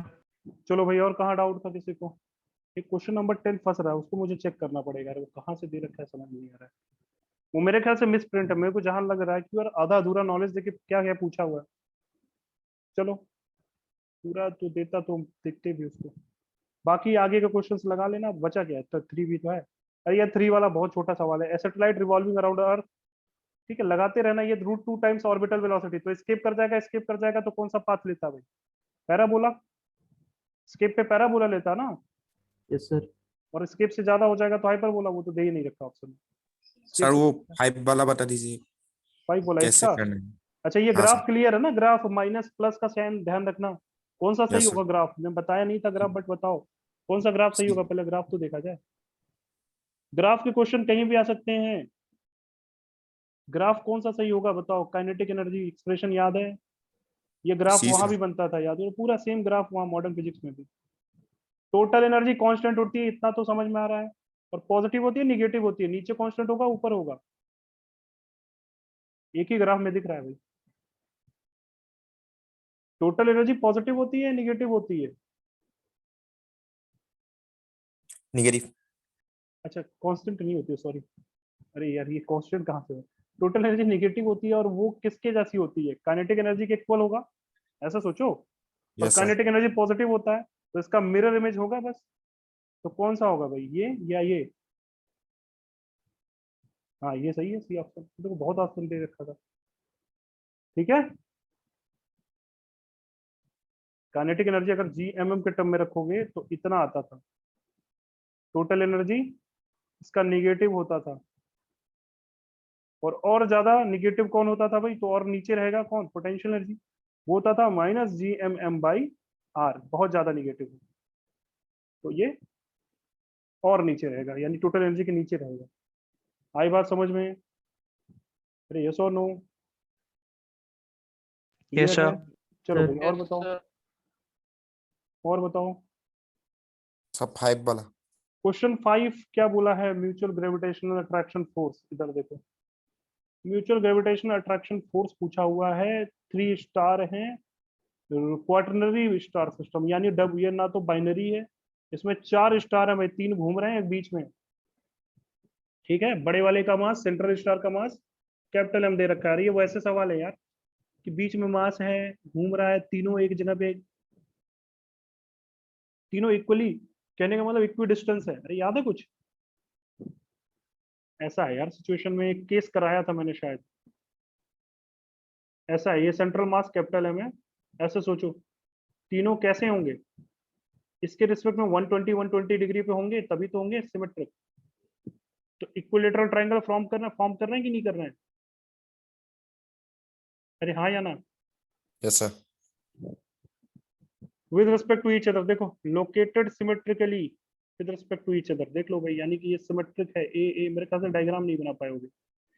Considering gravitational force of all the remaining of the star, consider the gravitational force of all remaining bodies on every star। ठीक है भाई, म्यूचुअल ग्रेविटेशनल फोर्स लेना, time period of each the 3 star is. तो एक काम करो ना, इसका स्पीड निकाल लेते थे ना। अरे वही स्पीड निकाला ना सबका। Yes sir. घूमेंगे कि नहीं घूमेंगे म्यूचुअल स्पीड से भी, ये क्वेश्चन कराया हुआ है। देखो उसके आगे का कहानी पूछा है, अगर ये घूम रहा है तो टाइम पीरियड कितने रिवोल्यूशन में करेगा, तो 2 पाई रेडियस इसकी आर होगी, डिवाइडेड बाई वी कर दो, बस वो पूछा है और कुछ नहीं। हाँ सर, आ जाएगा। क्लियर है? तो नीचे देखो यहाँ पे 60 होता है, तो यानी √3 यहाँ पे फैक्टर एफ आता था, अगर ऐसे एफ मानो तो कोई √3 का फैक्टर आएगा, यानी कि या तो ये नहीं होगा, ये भी नहीं होगा, √3 का फैक्टर आएगा, या तो ये हो या तो ये हो। आप सॉल्व करके देख लेना इसको लॉजिकली। याद है कुछ? दो वेक्टर 60 डिग्री यस पे, सर। तो √3 जुड़ता था ना, एक तो एफ ये जुड़ेगा जो सेंटर वाला करेगा, और ये दोनों एफ एफ लगा रहे थे, और 60 डिग्री पे तो इनका नेट रिजल्ट √3 एफ होता था। अरे किया था नहीं किया था? तो √3 का फैक्टर यस आएगा सर। कहीं, या तो सी होगा या तो फिर डी होगा, चेक करिएगा। क्लियर है? इतना तो सेंस यस सर। काम करना चाहिए ना। ये सवाल लगाया था ना, ये हो जाएगा या नहीं हो जाएगा? हाँ सर, हो जाएगा। कि आगे का पूछा हुआ है, मेरे ख्याल से यस सर, डायग्राम तुम हो लोग नहीं गया। बना पा रहे होगे, आंसर आ जाएगा इसका। चलो और कोई सा बचा है भाई? नीचे वाला क्वेश्चन महा आसान सवाल पूछा हुआ है, सिस्टम को कितनी एनर्जी दे दें ताकि ये डिसमेंटल हो जाए? पोटेंशियल एनर्जी के बराबर एनर्जी देने पर डिसमेंटल होता है, जितना एनर्जी लगे बनाने में उतना ही दोगे ना डिसमेंटल होने के लिए। डिसमेंटल होने की एनर्जी कितनी देनी पड़ती है? बाइंडिंग एनर्जी किसके बराबर होती है? Positive of potential energy. तो आप पोटेंशियल एनर्जी निकालोगे, निगेटिव होगा, उतना ही पॉजिटिव दे दो।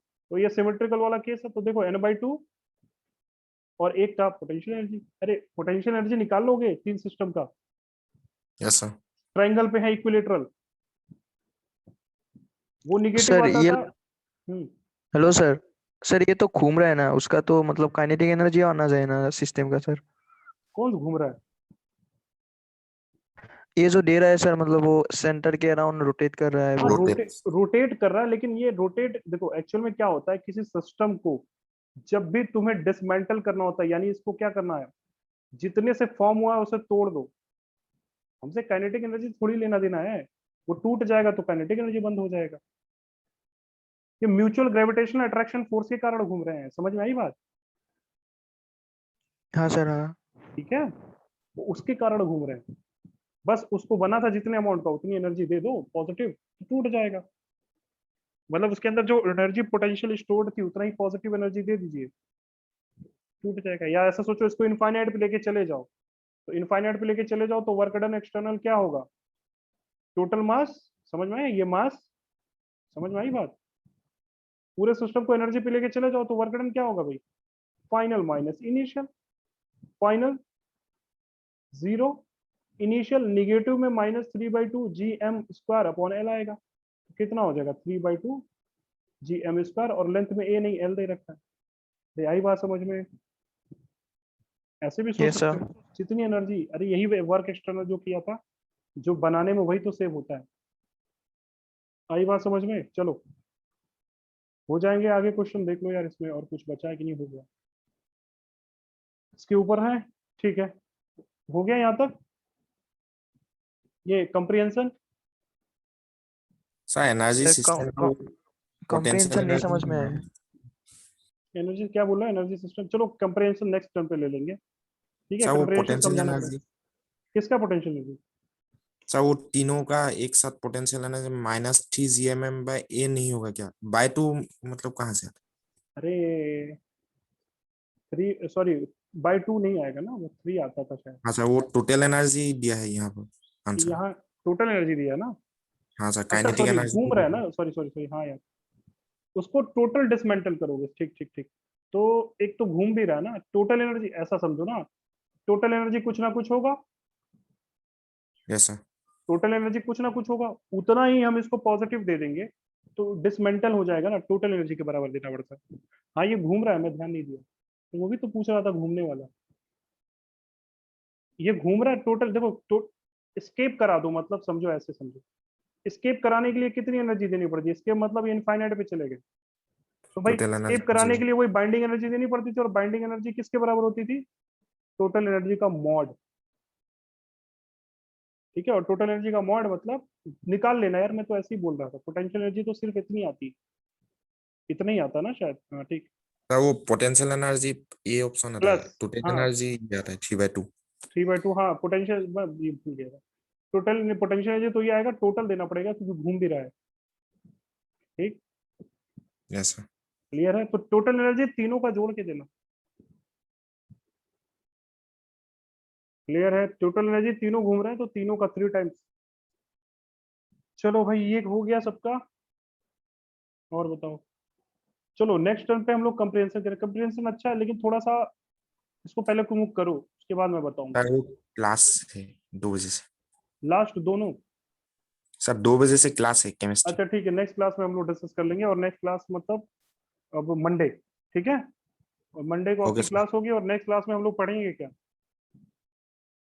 थर्मो हाँ स्टार्ट करेंगे, ठीक है, थर्मोडायनेमिक्स कैलोरीमेट्री से स्टार्ट करेंगे, कैलोरीमेट्री और बाकी सब केटीजी वेटीजी, हीट ट्रांसफर, काफी बड़ा चैप्टर है लेकिन इसको समझते चलना बहुत इंपॉर्टेंट है, ये जेई के लिए हर साल 2 क्वेश्चन से 3 क्वेश्चन रखे रहते हैं। हाँ सर, ठीक, चलिए फिर नेक्स्ट क्लास में मिलते हैं।